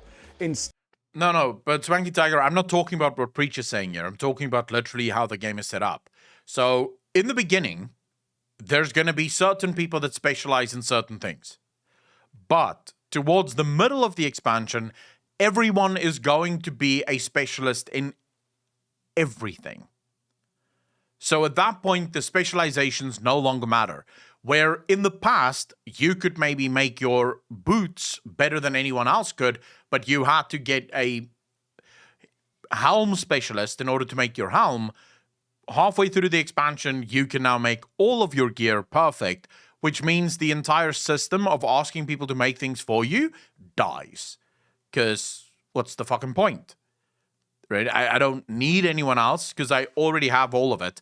I do think it would have been better if you gave a limit to it. I'm not saying limit them to one specialization, but maybe limit people to 3 or 4 specializations. So you can choose out of all of your specializations, 3 or 4 specializations that you really want to go ham in. And those are the things that you can do really well. But for all of the others, you need other people to actually make the things that you can't make yourself. I feel like that system would have been better. That's just my opinion. But, since it's my fucking stream, my opinion matters. So that's what it is. But you only have so many points to rank up your specialization, right? No, Swanky Tiger. No. The system is literally designed and modeled after the Legion system. So in Legion, the way the artifact weapons work, this is literally how this system works. So you will keep getting points until you have specialized in everything. That's how it's built to be. Instead, you're going to have to be a bit picky about what you specialize in. And that's going to mean somebody else is going to specialize in a different direction. And that also means that somebody else is going to specialize in a different direction. And it all comes down to this blacksmith's knowledge, alchemist knowledge, this extra resource that is separate from the usual profession levels that you guys have known and loved for a long time. How quickly do you get this resource? Don't know. Right now in the alpha, you get a magic book from an NPC that just gives you the knowledge so you can test out what the results are going to be of this. In fact, professions are unfinished in general. Lots of things aren't working. Yeah, that's true. But the basics are there. What they want to have happen is this. They really want you, and they're doing this by time gating some of the soul-bound resources that you need to craft things. So you'll level to about 50, like halfway through. But then you're going to hit a wall. King Julian, bro, calm the fuck down, please, man. In terms of available recipes that aren't really going to level you up too much. What you then need to start crafting are the things that require quite rare resources. Often resources that are owned by another person. This is where your work orders come in, right? Because what they actually want to have happen is they want people to say, I want to craft this, and remember this now goes up to mythic quality. I want somebody to craft my brand new gloves. They're BIS, everybody says they're amazing, I want them to happen, and I now have my resource. Look, so the reason I'm excited for the profession system is it's a good starting place. I think a lot of people are expecting a lot more from Blizzard than what they can do. Final Fantasy didn't turn into the best MMO I've ever played, or the MMO that it is now, depending on how you feel about it. You can like it or dislike it, it's really up to you. But Final Fantasy didn't turn into the MMO that it is now overnight. In fact, if I watched the videos about complaints that people had during Heavensward, people didn't like crafting back in Heavensward. There were a lot of things that people fucking hated back in Heavensward. Even probably back in Stormblood, there were things that people hated. Over time, those things get fleshed out and you get to fix them. This is a great starting point. You don't expect Blizzard, right, to just in one expansion be able to fix the whole game and make everything great for everyone. And I fear that there might be a lot of people that is going into this game, into Dragonflight, with that exact mindset. The mindset that everything must now be perfect, otherwise fuck this game.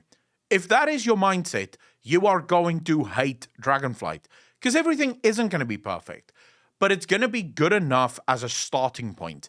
And as time goes on, Blizzard can fix things, they can add things, they can make things better. So do I hate the specialization system right now and the way it works? Yes, I do. I think it should be limited, okay?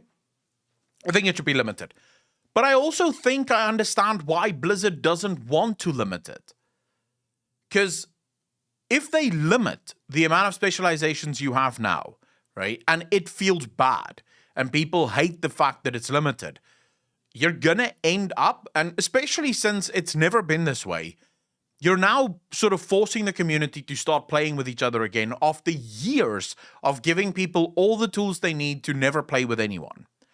So you are sort of now social engineering things here to get people back to a community mindset. If you go too hard, people will actually just give up because fuck it, I don't care. So this is a good way of saying, right, let's dip the toe into the community-focused gameplay. Let's see how people adapt to it. Let's see how people like it. And then for next expansion, maybe we introduce new specializations, but this time those specializations is limited. So this time you can't go as deep into it. And then we see. We see how things work over time.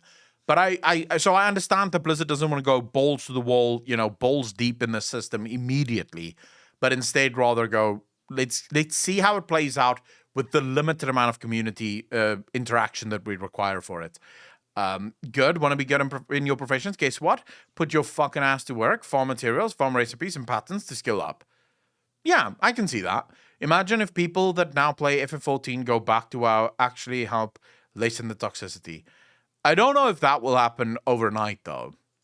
that's the soulbound resource that only I can get, and they're going to drip feed these out the community because they don't want everybody to just craft mythic gear in day one. Duh. So this will take weeks until you get one of these resources. And now in that meantime, similar to what you do in the Burning Crusade, is you go out and farm the other resources if you wanted to, so you can have your gloves crafted. Then you're going to go to the auction house, and then you're going to... No one's bitching, Seven Raven. I don't think anyone is bitching about the focus on player base and community anymore. I think most people are very happy that the community aspect of WoW is coming back. I'm talking about something very different. So I don't know if you missed the origins of the conversation, but I've not heard a single person that is bitching about the fact that they're now going to have to work with other people in the community to get their shit. I'm going to put it out there to say, I want this pair of gloves. I want them to be this quality. I will tip you this much, and here's the materials, and you're going to send it out. They then want the crafters, who are now essentially unable to level like normal without being able to craft. I don't think it will. Go and get your work orders so they can level up and focus. And whoever wants to do the best deal will level up a bit more, a bit quicker, will specialize a bit better, will be the friendly person, will be the person who whispers the person who wants it crafting. Amagon, how you doing, brother? Free.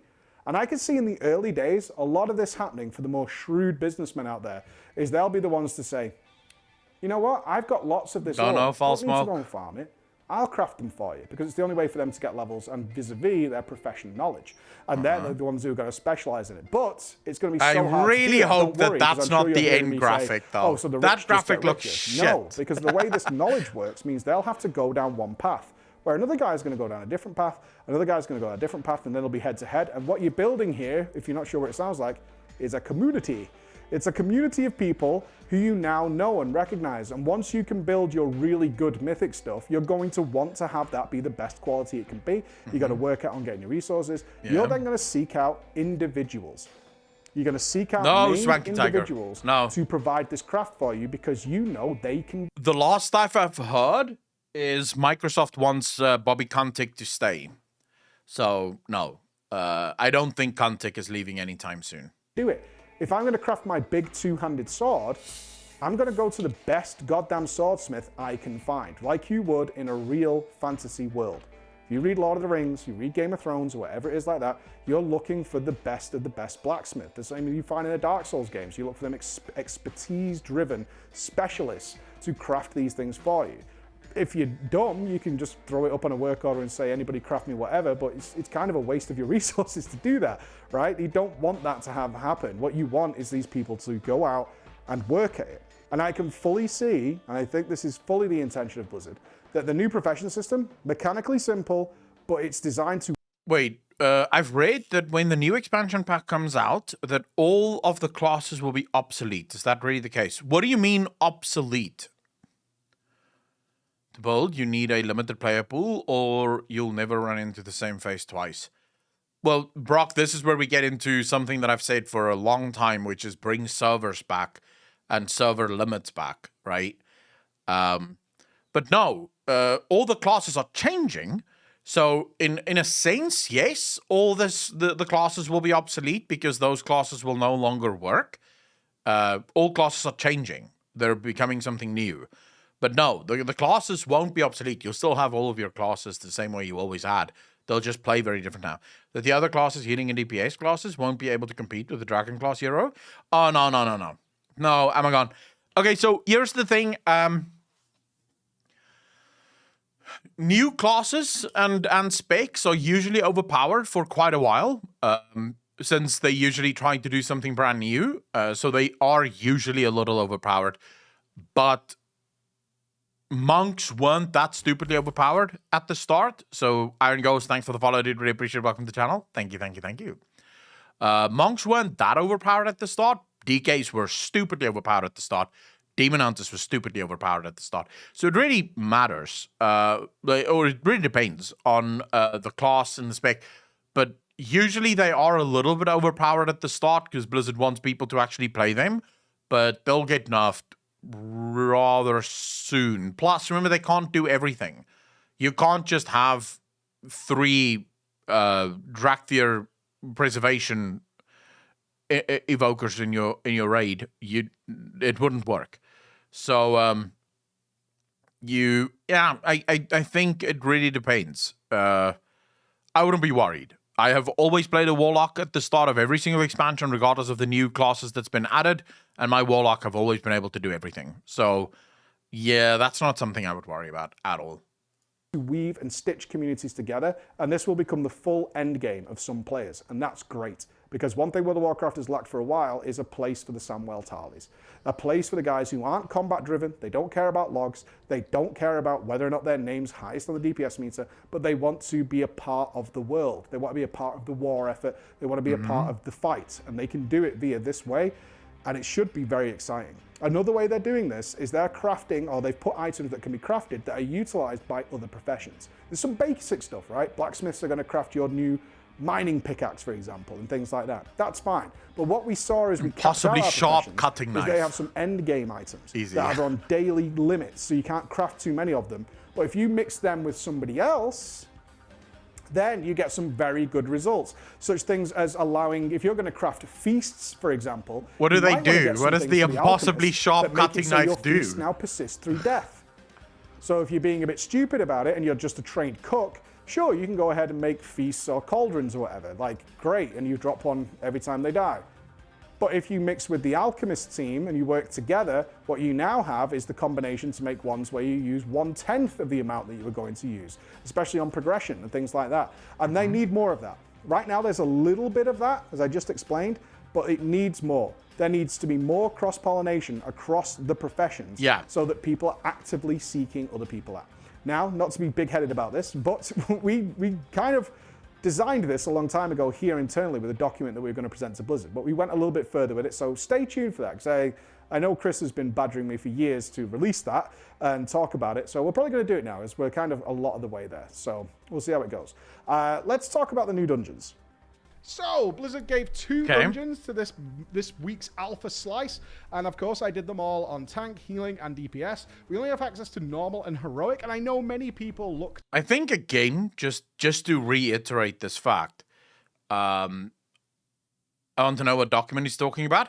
So, Swank Attack and Preach have done this literally since the start, where they'll work on these giant fucking videos that basically sort of layout changes and ways in which the game could be better. So I'm assuming that's what he's talking about here. My asthma is kicking my butt today. Oh shit, Nixty. Are you okay? Do you have medicine at least? To dungeons these days in World of Warcraft with Mythic Plus in mind. And that's something we can't do because Mythic 0 or Plus is not available for these dungeons. So I have to look at them from normal heroic. The sad part about that is neither in normal and heroic did any of the bosses really do anything.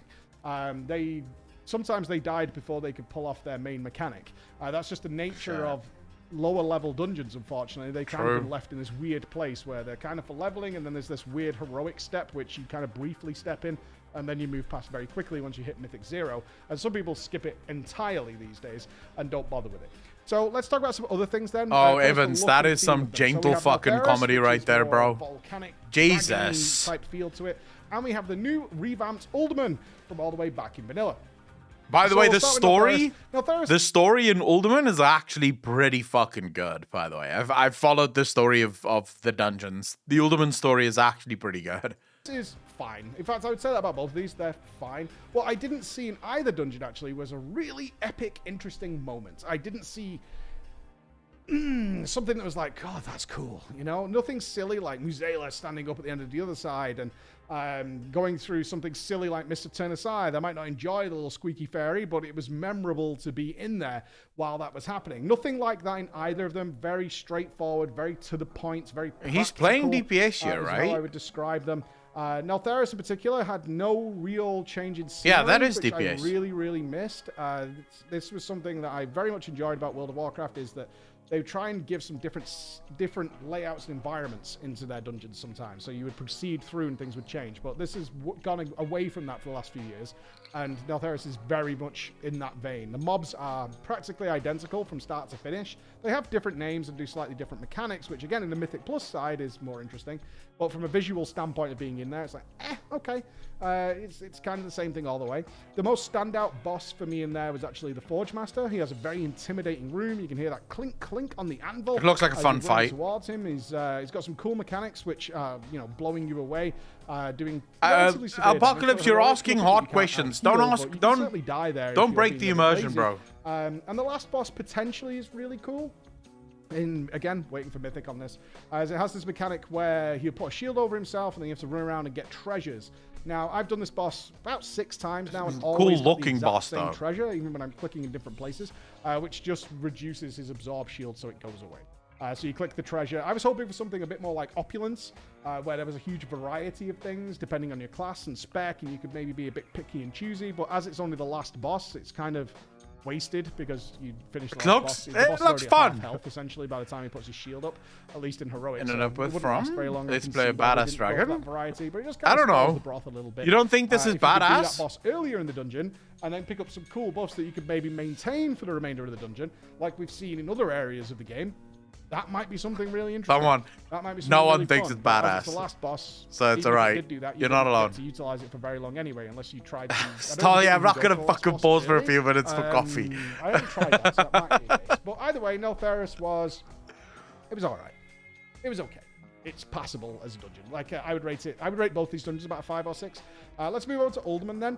Same complaints on the negative side. It's nothing really epic happened, and it really opened my eyes, as one of the earliest things I experienced in World of Warcraft was Uldaman, and running into Arcadis at the end was really a cool moment.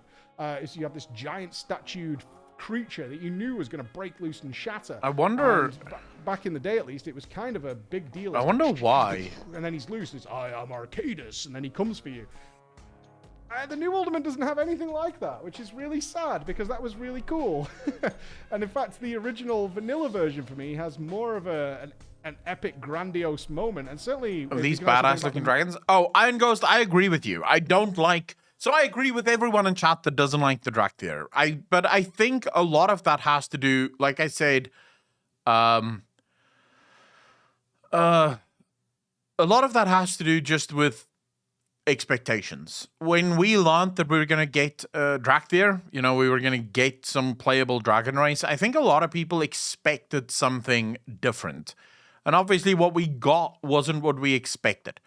Now, I've spoken to people that are actually incredibly hyped about the Drakthir. They think the Drakthir look incredible. They love the way that they play. It looks just brilliant. And to me, that is really all you have. I don't think you're ever going to be able to make a race or a class that everyone is happy with. So, for example, people were incredibly excited for new elves and trolls and, what was those? The fucking void elves? People were incredibly excited for that. I had no excitement whatsoever. And the reason I have no excitement for those is it's not an orc. If it's not an orc, it's not a good fucking race as far as I'm concerned. So, everyone has their own races that they like. And if this one isn't for you, that's fine. Then play something that you do like. So I don't really mind the criticisms of it too much. I think a lot of the problem in World of Warcraft is that there's so many players that think that everything should be for them. You know, I think there's so many players that think if Blizzard makes anything, then I must like it too. It's kind of like, no, games can actually have things that you don't like. You don't do it then. You know, not gonna lie, not sure I vibe with the WoW art style in my opinion. I personally think the WoW art style is incredible. It's actually one of the things that I think is my favorite part of World of Warcraft is the art style. I like the cartoony graphics. I like the feel of it. I love the atmosphere that it creates. Do I want other games to look like WoW? No. I think WoW looks good as WoW. But for example, when I'm playing Final Fantasy, I like the graphics of Final Fantasy, but I like the graphics of Final Fantasy for Final Fantasy. I wouldn't want WoW to look like Final Fantasy. Same with ESO. I love ESO graphics, but for ESO. I don't want any other game to look like ESO. I do not like Star Wars The Old Republic's graphics. They just look shit. Maiden being released in the original Uldaman is you plant the staff and the beam shoots in and the door lights up and it opens up and the Maiden comes crashing through. That was great. The new... somewhat my problem with the whole, what about WoW and Unreal Engine 5? That's not WoW then anymore. If you change the graphics of World of Warcraft, you lose what makes World of Warcraft World of Warcraft. You lose the soul of the game. Part of the, Tomzar, excuse me. The soul of World of Warcraft is very much in that cartoony thing. The way the characters run, the animations of characters. That's the soul of the game. You could make the game look incredible in Unreal Engine 5, but then it's no longer WoW. It's going to become something completely different. And yeah, Mo, actually, exactly. Imagine if Minecraft had just incredible Unreal Engine 5 graphics. Well, it's no longer Minecraft then, right? Sure, it's a game, and it's a game where you can do a lot of things on, but that's not Minecraft. Minecraft is Minecraft in many ways because of how it looks, because of what it is, because of how the game is designed around what it looks like. I don't think Minecraft would have had the success that it had if it did have Unreal Engine 5 graphics.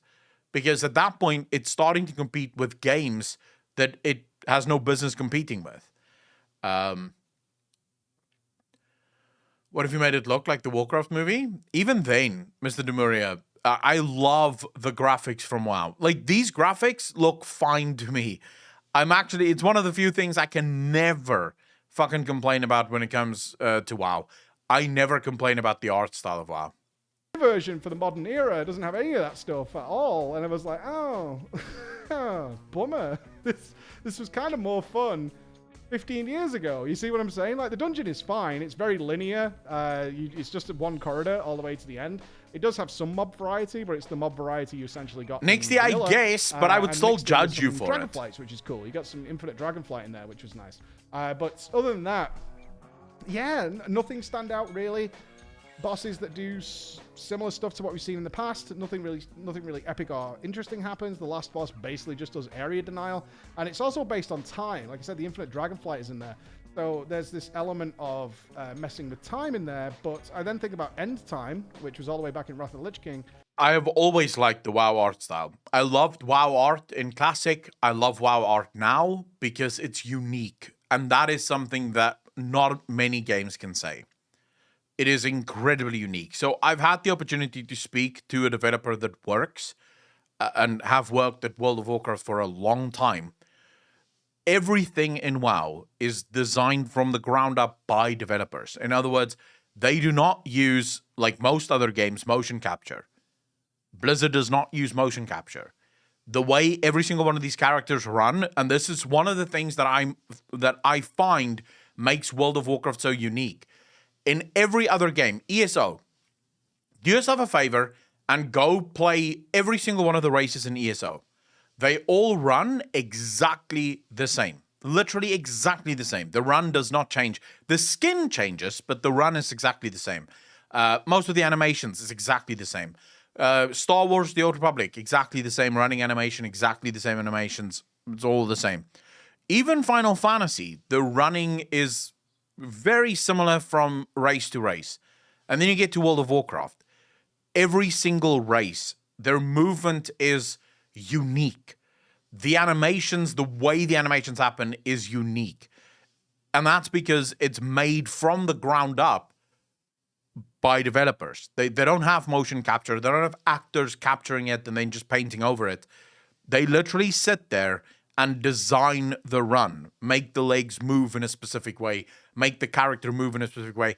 That's why you get this cartoony. So orcs, for example, have this kind of cartoony run, and humans have a more sort of feet first kind of run, like the feet move forward rather than backward. It's like very weird. You see this specifically with the old human model quite heavily.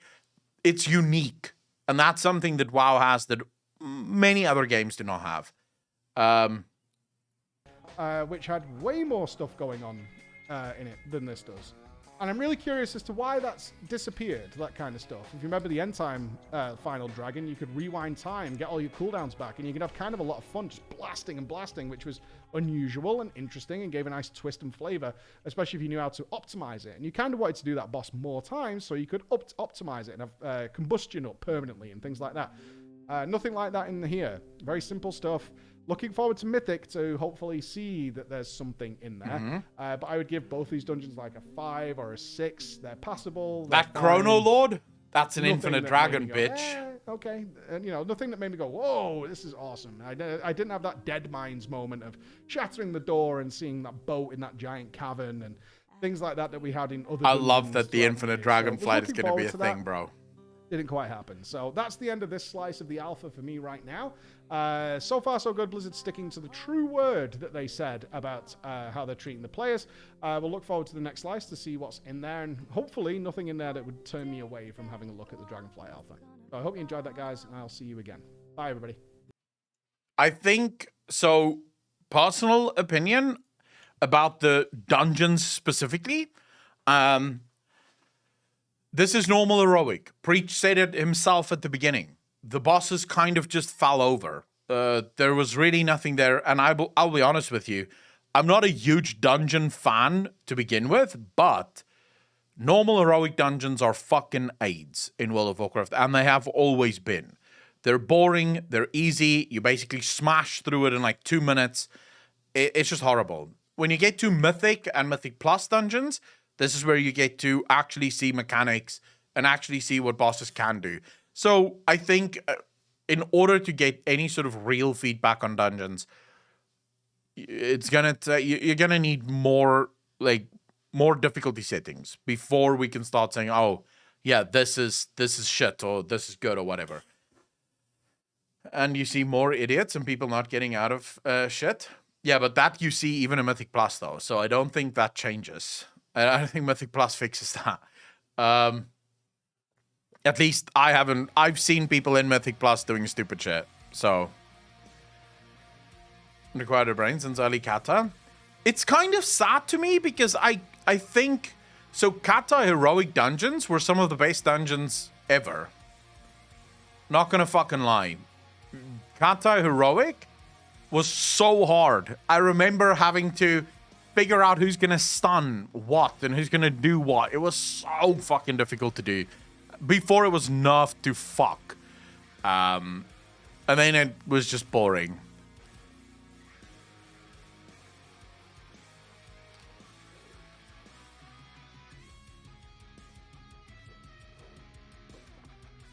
I remember actually, what was the dungeon called again? In Cataclysm, it was in Blackrock. You flew on those dragons and then you had to kill as many of the ads in the dungeon in order to make it a little bit easier for yourself. What was that called again? I can't remember what that fucking dungeon was called. Grimbatol, that's the one. I remember spending almost 3 hours in Grimbatol because my group just sucked at fucking CCing, bro.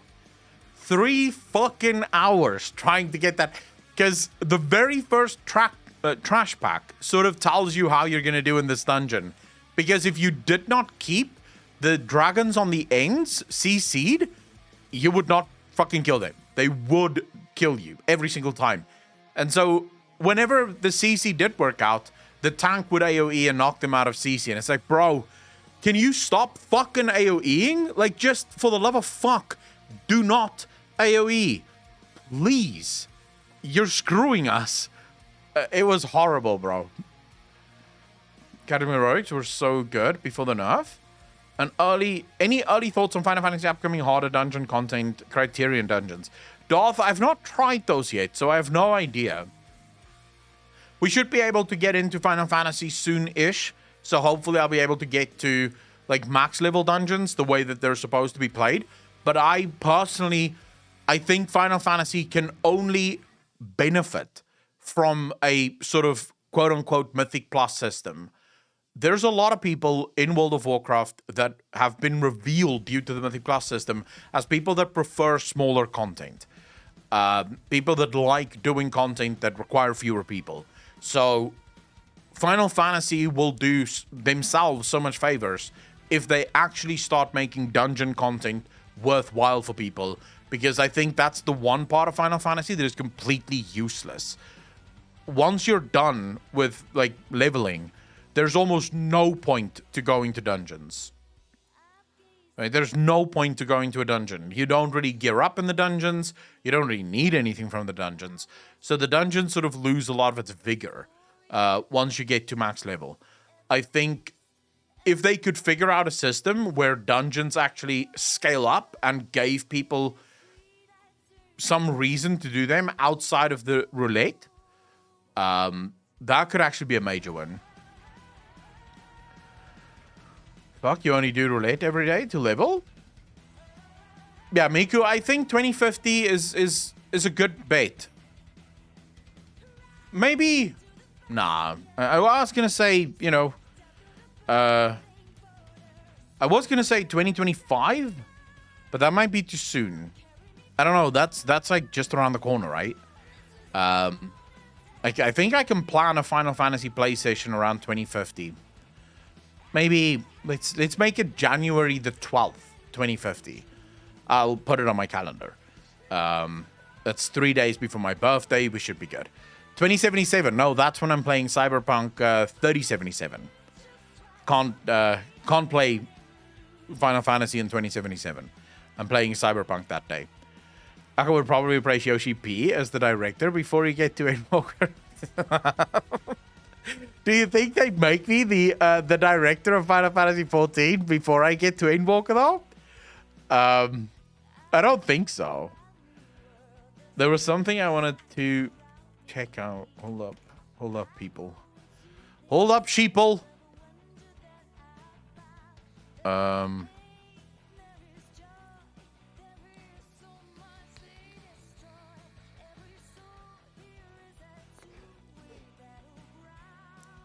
Oh, I know what I wanted to check out. Fuck. I know what I wanted to check out.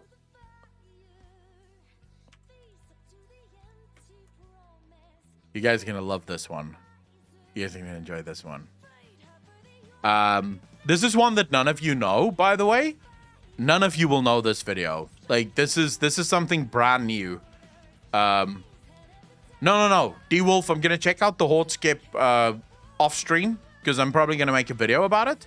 So, there's no point me checking it out on stream because I won't be... I don't make mainstream videos or main channel videos on stream. Toad Pepper, how you doing, bro? THC or nicotine? I think this is nicotine. I don't do THC. Toad Pepper. So, I'm gonna show you guys a video now. It's gonna blow your minds because none of you have ever seen this video before. I'm pretty sure. This is brand new stuff. Like, it's only 2 years old. Came out 2 years ago. I think it's really, really, really awesome. I don't know if I've seen it before. I don't think I have. But a lot of people have been ranting and raving about this video. So we'll watch it and then we'll decide what we think of it. Okay? It is probably very weeby. This is like massive weep stuff. So I do apologize right off the bat for the amount of weep stuff that you guys are about to see here. Okay?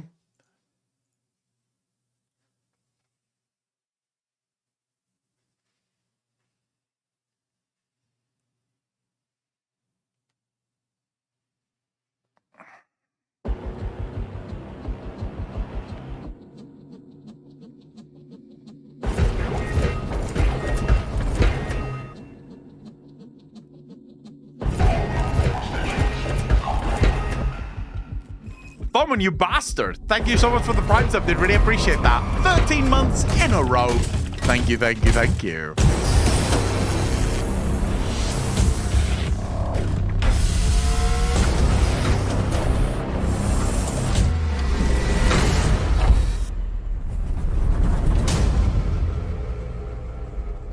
Astartes. Let's go, bro.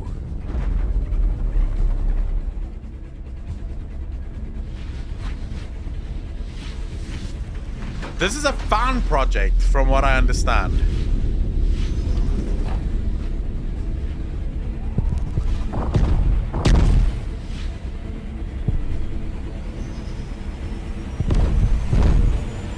one man.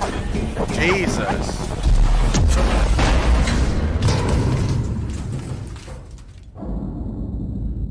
Wow. That thing gave 0 fucks.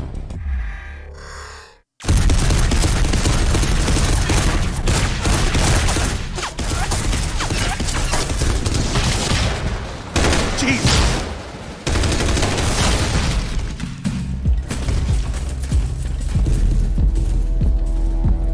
Dude.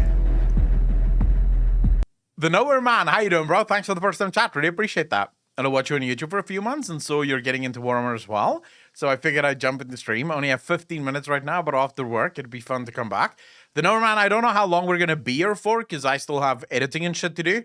But thank you so much for popping in. I'm here a lot of days. I don't want to say most days because I'm not here most days, but I'm here a lot of days. This is the HUD of 40k brought to animation.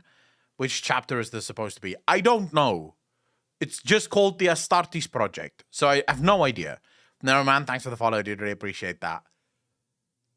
Is this based on a chapter, or is this not based? MP, you bastard. Thanks for the follow. Really appreciate that. Welcome to the channel. It's a fan-made chapter. Ah. Ah. Okay.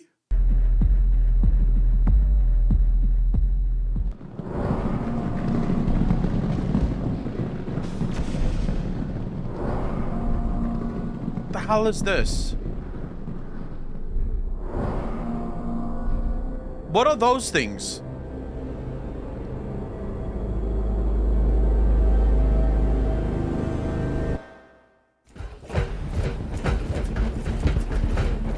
Psycho. But why do they have skin that almost looks fucking metally? Cultist aliens could be anything. Heretics. Easy. All right, all right.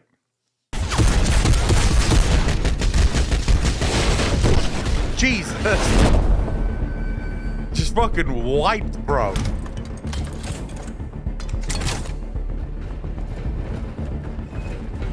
Okay, this must be Save and Raven, by the way. Thanks for the primes. I really appreciate that. 15 months in a row. Thank you, thank you, thank you. You're far too kind. Dude, it must be scary as fuck going up against one of these bitches, right? Like, if you're just a normal human or puny human and you hear that the Space Marines are coming, that's where you give up. That's where you're like, well, fuck it. We've had a nice run. Screw me. I'm just off. I'm not dealing with this crap.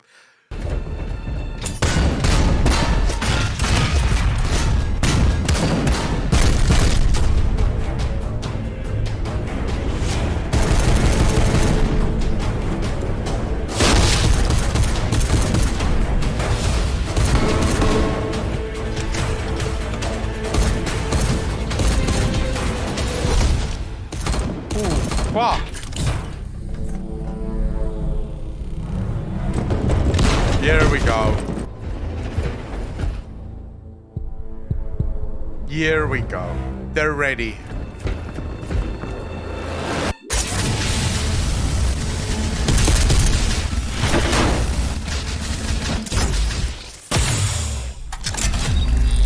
Dude, that armor though. Like, is there nothing that can go through that fucking armor?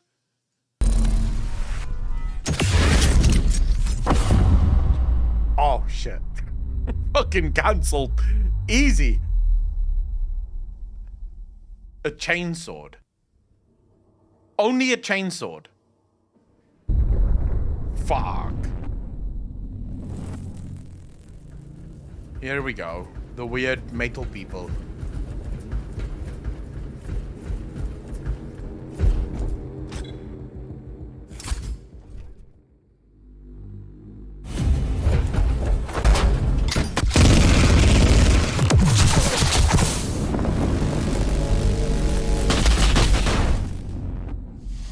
Well, well, well.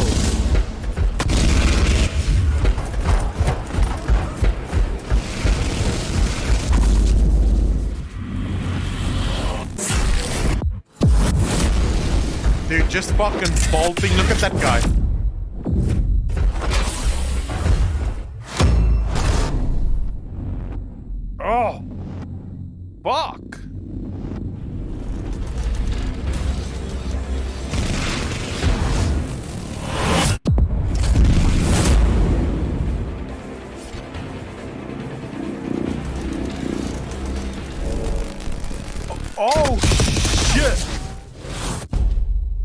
Let's go, bro.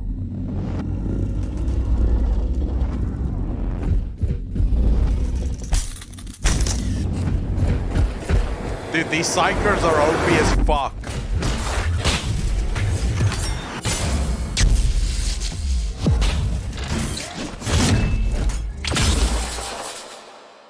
Oh my god.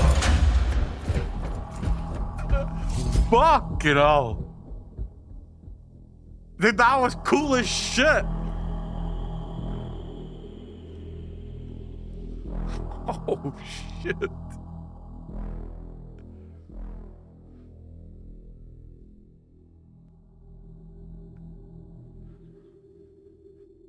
I mean, the Psyker dudes are pretty OP.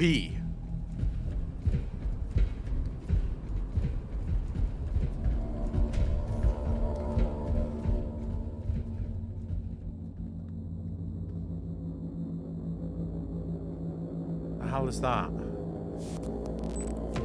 Oh shit. Saving Raven with the 5 community subs. Holy shit. Ladies and gentlemen, hearts in chat. Thank you, thank you, thank you. You're far too kind, Saving Raven. I really appreciate it. Oh yeah. Who the hell is this? Dude's plugged the fuck in.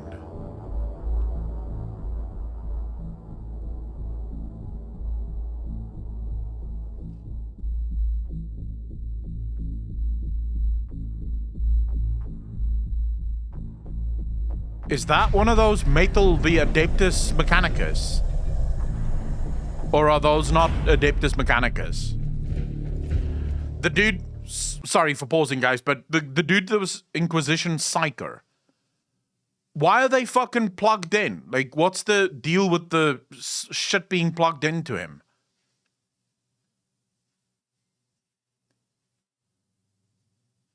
Failsafes. Oh, okay.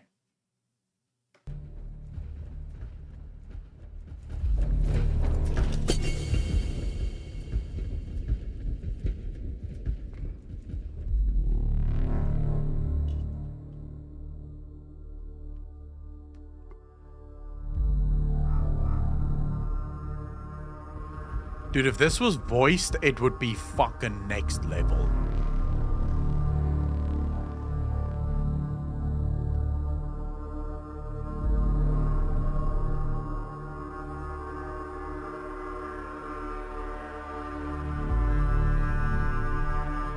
Are they building a god? Ooh, that's a big boy they're fucking building there.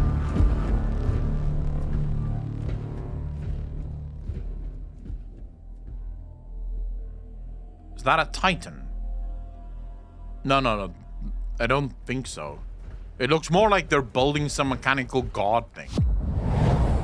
Oh, there we go.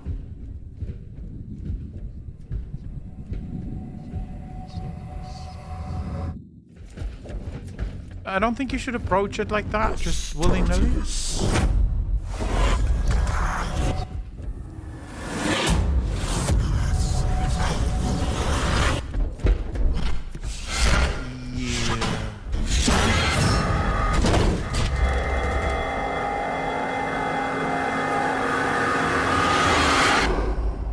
No fucks are given. Dude, these guys are just going. Nothing can stop them.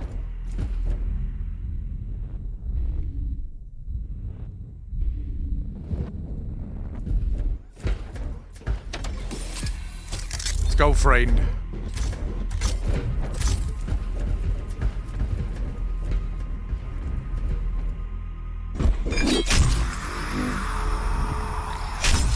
Okay, they're not touching it. That's good.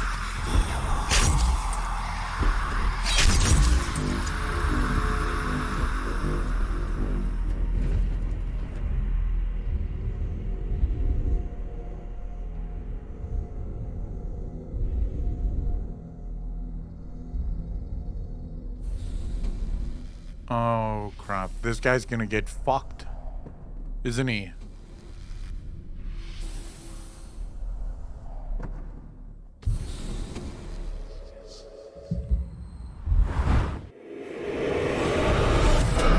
Okay.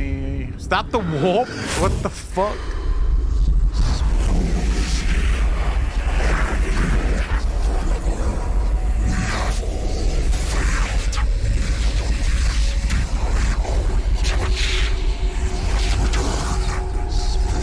Okay, the Psyker, I think, is fucked, by the way. Oh, the Inquisition guy. This guy is fucked.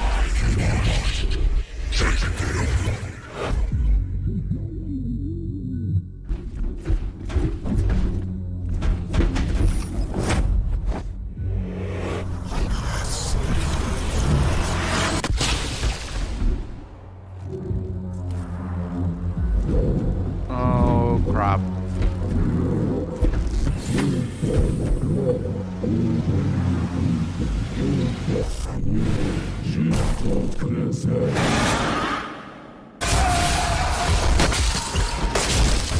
Jesus, fucking easy, bro.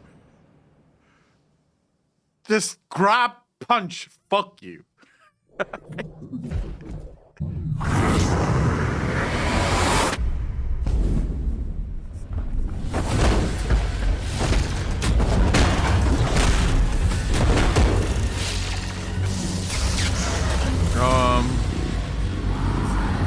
Fuck.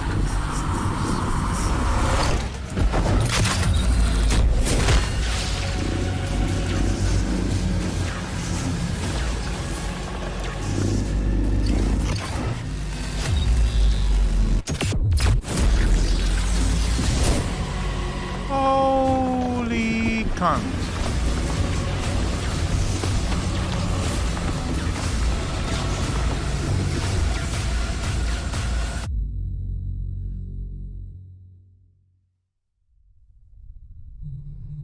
Dude, that's a little fucked up. Man just lost his hand. Just like that. Just fucking arm gone. Look at that. Just looking at it. Like, oh my god. Here we go. This must be the warp.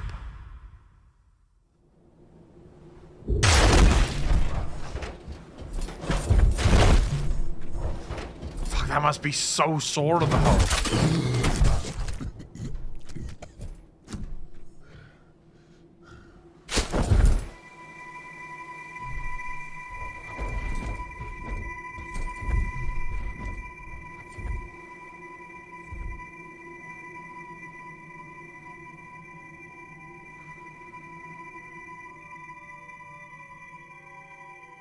Where's the other ones?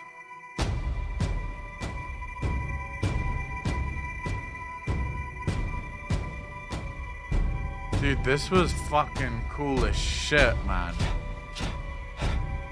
This was cool as shit.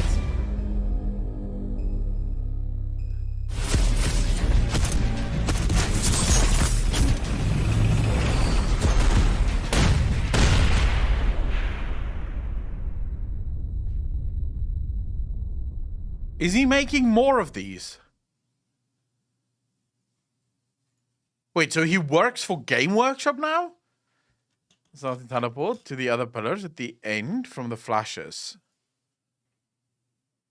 This was insane.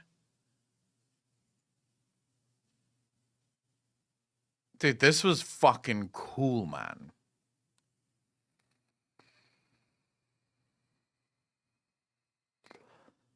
Fuck. Can you imagine if this cinematic had voice acting?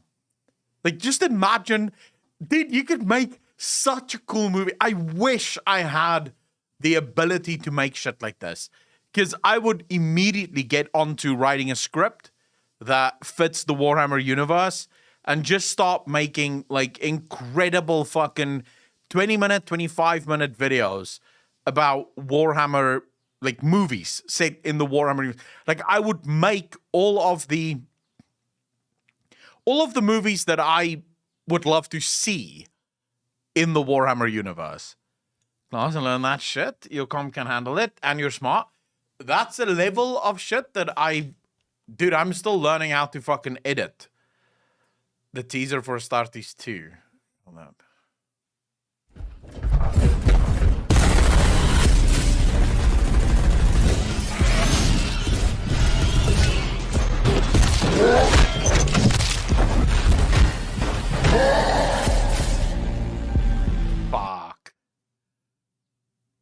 he should have just fucking made it, man. He should have just made it. For example, how a fan-created Space Marine chapter becomes canon. Lamenter's Marine getting fucked over by Orc as usual. Is this where the armor for WoW Warriors came from? I do not know. I personally, dude, I fucking need to learn how to do this. I would love to write shit like this. The Horus Heresy trailer. No, I have not. We could probably watch that as well. Fuck it. Let's do that. Horus Heresy cinematic trailer.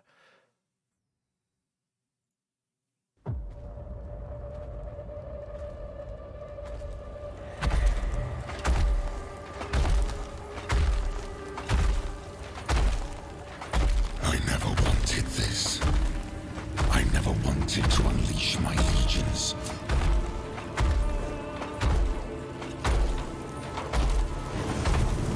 Together we banished the ignorance of old night.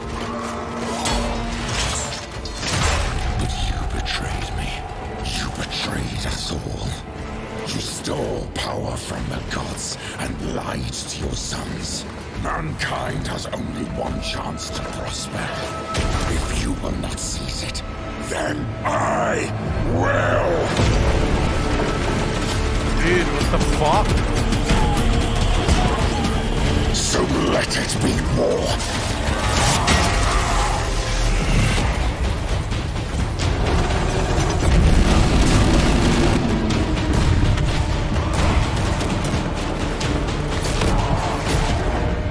From the skies of terror to the galactic rim.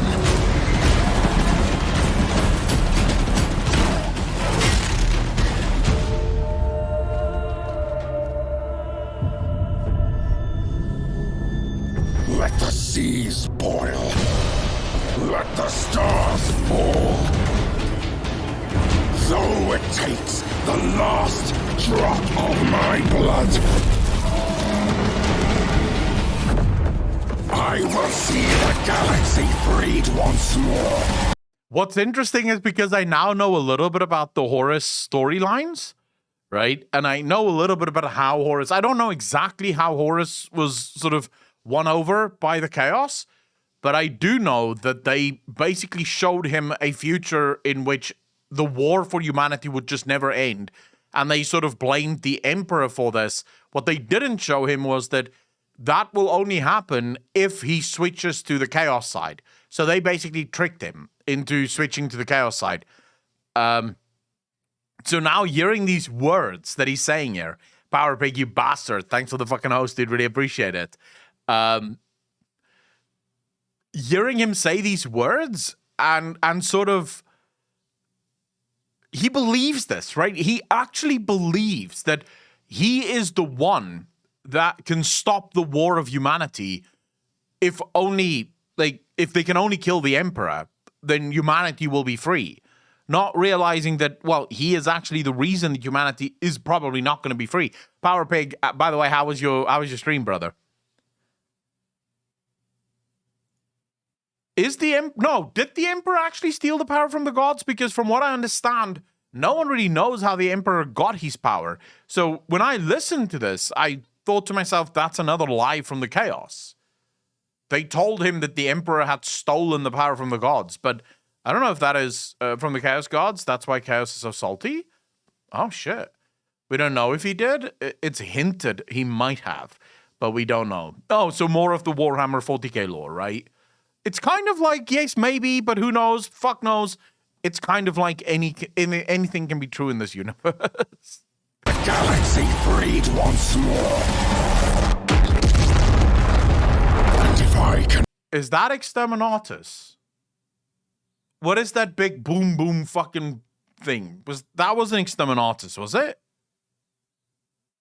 Exterminatus is even bigger boom boom. Alright. And if I cannot save it from your failure, Father, then let the galaxy burn.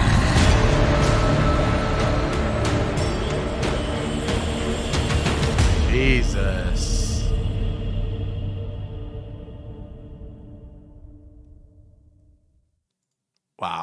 All right, that was fucking good. That was good. Wait, what's this, Stolly? Context. On Solemnus, Trazyn the Infinite is putting the finishing touches onto yet another addition to his ever-expanding Horus Heresy collection. Apparently, he'd never been overly interested in humans before the heresy happened, but the war grabbed his attention because of how melodramatic it was. And now Trazyn's collected so much that even he's begun to worry he's gone overboard a little. Trazyn stepped back to look at his work. After 2 centuries, it was nearly finished, at least as far as anything on Solemnus was finished. There were always new relics to acquire, anachronistic items and reproductions, stand-ins for artifacts or persons to be replaced once the genuine specimen was found. But barring replacements and future renovations, the Horus Heresy Gallery was ready for visitors, at least if Trazyn decided to have any once enough of his kind awoke to see his work, or awoke with minds intact enough to understand it. He'd left the largest display for last, and it was a masterpiece, larger than any other in the gallery. Istvan V had provided a rare opportunity to collect specimens. Regrettably unable to make the battle itself, even decades later, there had been artifacts lying around unrecovered. Unusual for Astartes battlefields, but Istvan V had been unusual in many ways, including the number of space marines missing in action, while missing to the Imperium, not to Trazyn. He knew exactly where they were, knew the posture and pose of each soldier and the direction of their eyeline. Even now, he stepped into the display to adjust a ceramite-plated finger. The salamanders, after all, practice good weapons discipline, and Astartes like this one, with his back against the wall, shouting to his brothers to throw him another magazine, would not have a finger on the trigger. One small part of the tableau that measured 16 leagues square, but that details were so very important to communicating with authenticity, particularly if one had to cut corners here and there. Trazyn was, after all, a practical being. If he became hung up on every piece being authentic, he would never finish anything. What exactly is this? But the heresy changed all that. Before, it was all colonization and settlement. This was history. This was drama, betrayal, struggle, brother fighting brother across the gulf of the stars, empires rising and falling, heroes and rebels. He'd collected so much that he'd begun to worry he'd gone overboard, especially since it hadn't stopped. Centuries out from the siege of Terra, and he'd continued snatching up human artifacts wherever he could. Now he not only had specimens, and spare specimens, but spares of spares. He even had plans to add a grand tableau of the Battle of Calth. Macrig was not far from Solemnus, giving him easy access to the Ultramarines material. Tasty, you bastard. Thanks for the prime sub. Did really appreciate that. 15 months in a row. Thank you.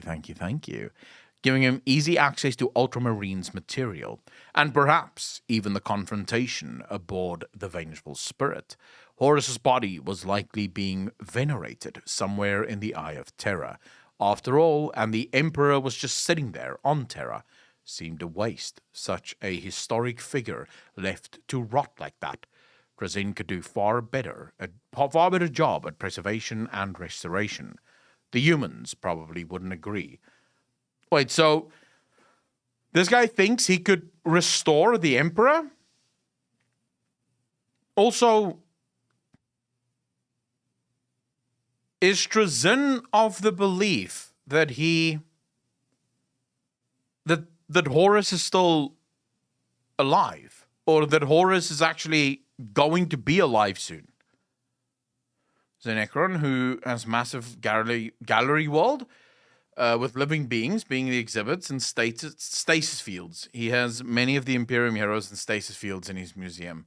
Fuck.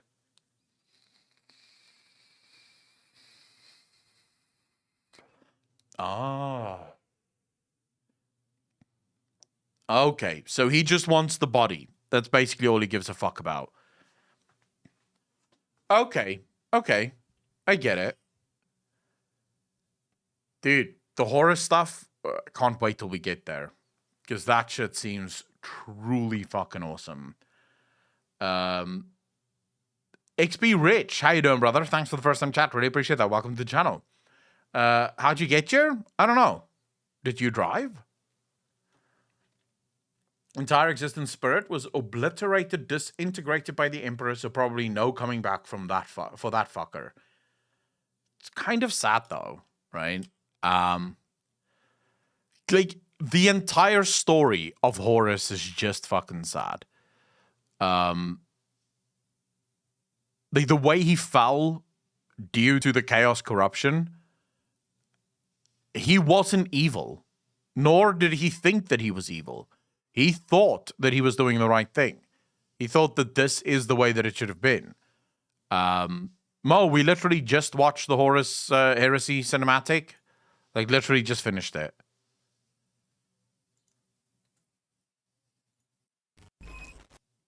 Now he has live people there too, just suspended in stasis fields, frozen in time. He sometimes bring them out if he needs some extra forces. Dude, what the fuck? He literally fell to protect his chapter sons.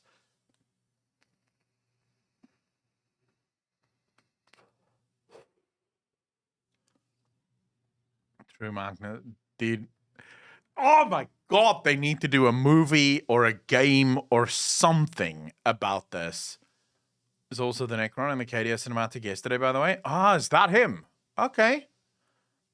Make Akalon watch Hal Reach. I'm gonna watch literally everything there is to watch about 40k because I'm fucking enjoying it.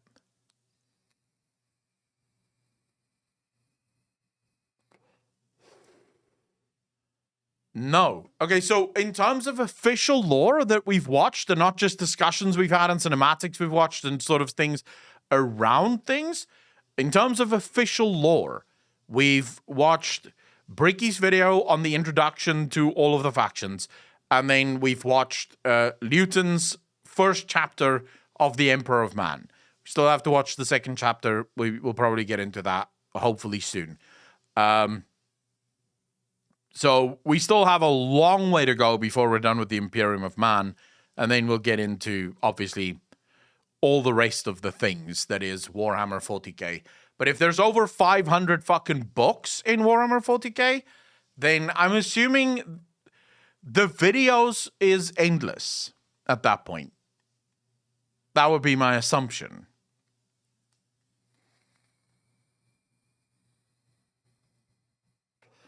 I don't think there's enough hours in the day to watch every single one of the videos then. What is Hal Reach, by the way? Someone said it's a movie. Is it a YouTube movie or is it like a proper movie? The Fall of Horus is thankfully the first 3 books in the book series. It's a fan-made movie, using voices from the audiobook with the same name. Oh, shit.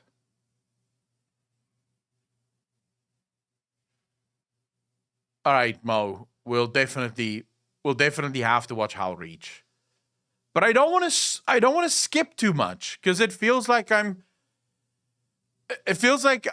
falling all over the place with the lore. Like I'm doing a little bit of Imperium, then I'm doing a little bit of this and a little bit of that, a little bit of this.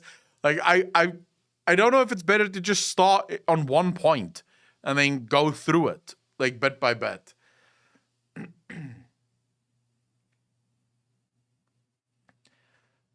Just dive in. Seven Raven, that's what we've been doing so far. We've literally just been diving in and doing our own thing. You know, just fucking having at it. That's basically literally what we've been doing so far.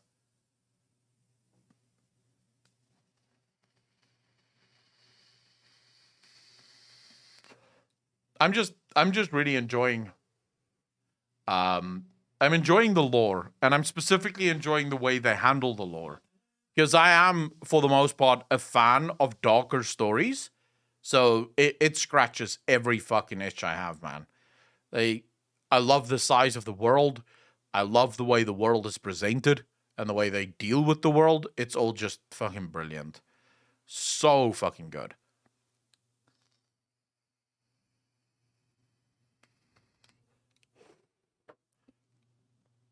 This is going out. Yeah, we watched this yesterday, Shadow Scalig. Alderzon, thank you so much for the Prime sub. Did really appreciate that. Welcome to the most degenerate chat on Twitch. Thank you. But yeah, I would say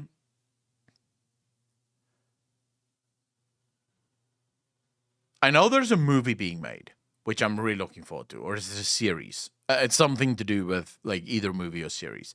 I know they're working on one of those.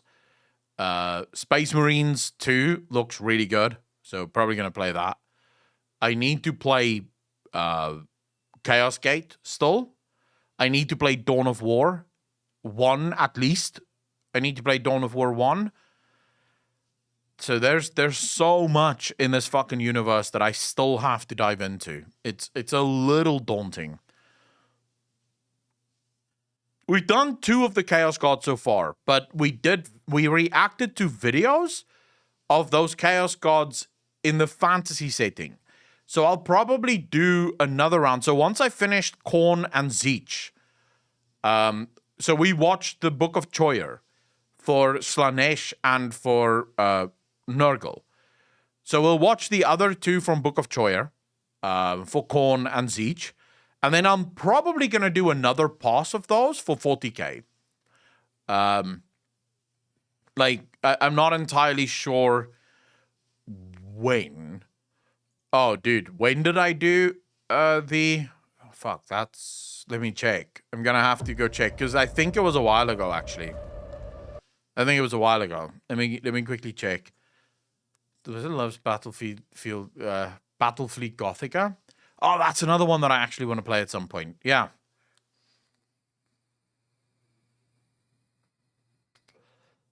Okay, when did I react to... Did I even upload that reaction?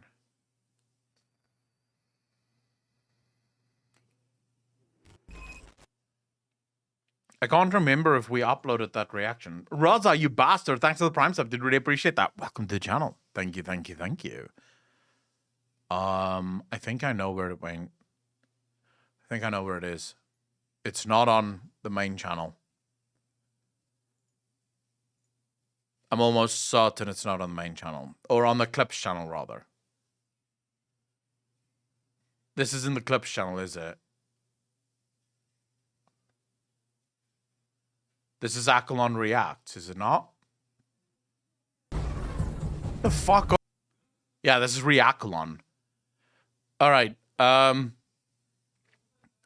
tell you guys what, I'll re-upload this. So I will do a re-upload of this video to the Clips channel, just for everyone that may have missed it so far. Because this was back when we had reactions on a different channel to the Clips channel. But since there was just too many fucking channels going on, I ultimately decided just to move all of it to the Clips channel, just so I don't have to keep track of like 100 fucking channels. So I'll re-upload it. Probably look for it tomorrow, maybe. Look for it tomorrow, because today's videos is what we reacted to yesterday. We have 2 videos that's going up today. Let me just make sure.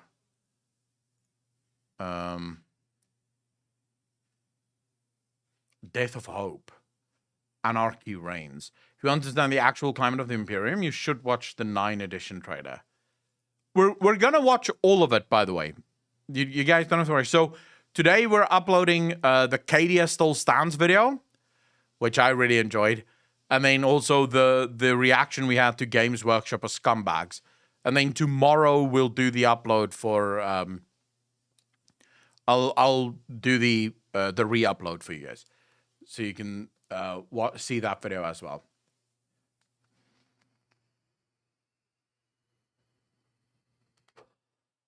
But all right, guys, I'm gonna call it here because I now have to go edit all of the videos we made today, and I have a couple of other videos I have to edit. So I'm probably not gonna be live tomorrow. It all depends on how much work I get done and how much work I still have. As things stand right now, I have a shit ton of videos that needs to be edited. Including today's videos, we're probably now up to like 14 videos that needs to be edited and uploaded and gotten ready. So I'm most likely going to spend tomorrow, Saturday and Sunday editing. So I will probably be back on Tuesday. Now, as I said at the beginning of the stream, for like real life reasons, my editor and I had gone our separate paths. So this means I now have to basically relearn how to edit and relearn how to do all of that shit. So it is going to take some time before I get fast enough to where I can actually stream every single day and get all of the content out. Right now, it takes a fucking long time to edit videos. Like, a long time. It takes me about 3 hours just to do like 2 videos, and this is simple edits, because I don't know what the fuck I'm doing half the time. So yeah, I'll figure it out as we go. I really appreciate all of you coming out, hanging out, for all of the gifted subs and the subs and everything. I love you guys. But yeah, the streams being less, hopefully it's still a lot of fun. I'll try and make every single stream as fun and jam-packed with content as possible. So, you know, less but more, as it were. So yeah, I really appreciate all of you. As always, ladies and gentlemen, be kind to each other, be good to each other, and I will see all of you in the next one. I will, however, be live on Sunday. Just FYI to all of the subs, the patrons, and the YouTube channel members. If you are one of those, check us out Sunday. We have an exclusive podcast where we do Warcraft, World of Warcraft, and Warhammer discussions. Join the Discord. You have a special page there on Discord. If you link your Discord to, if you link your Discord and Twitch, you will get a special sort of category that is just for you to hang out in. And I do link there whenever we go live. I do a bunch of coffee sessions as well every few days or so, where you can just hang out and I'll make thumbnails or talk or chat or whatever the fucking case might be. But yeah, join the Discord for that. If you are on Patreon, you should get an actual post on Patreon for those. But those are available to patrons, Twitch subs, and YouTube members. Ladies and gentlemen, as always, be kind to each other, be good to each other, and I will see all of you in the next one. Have a nice weekend. Peace out, fam.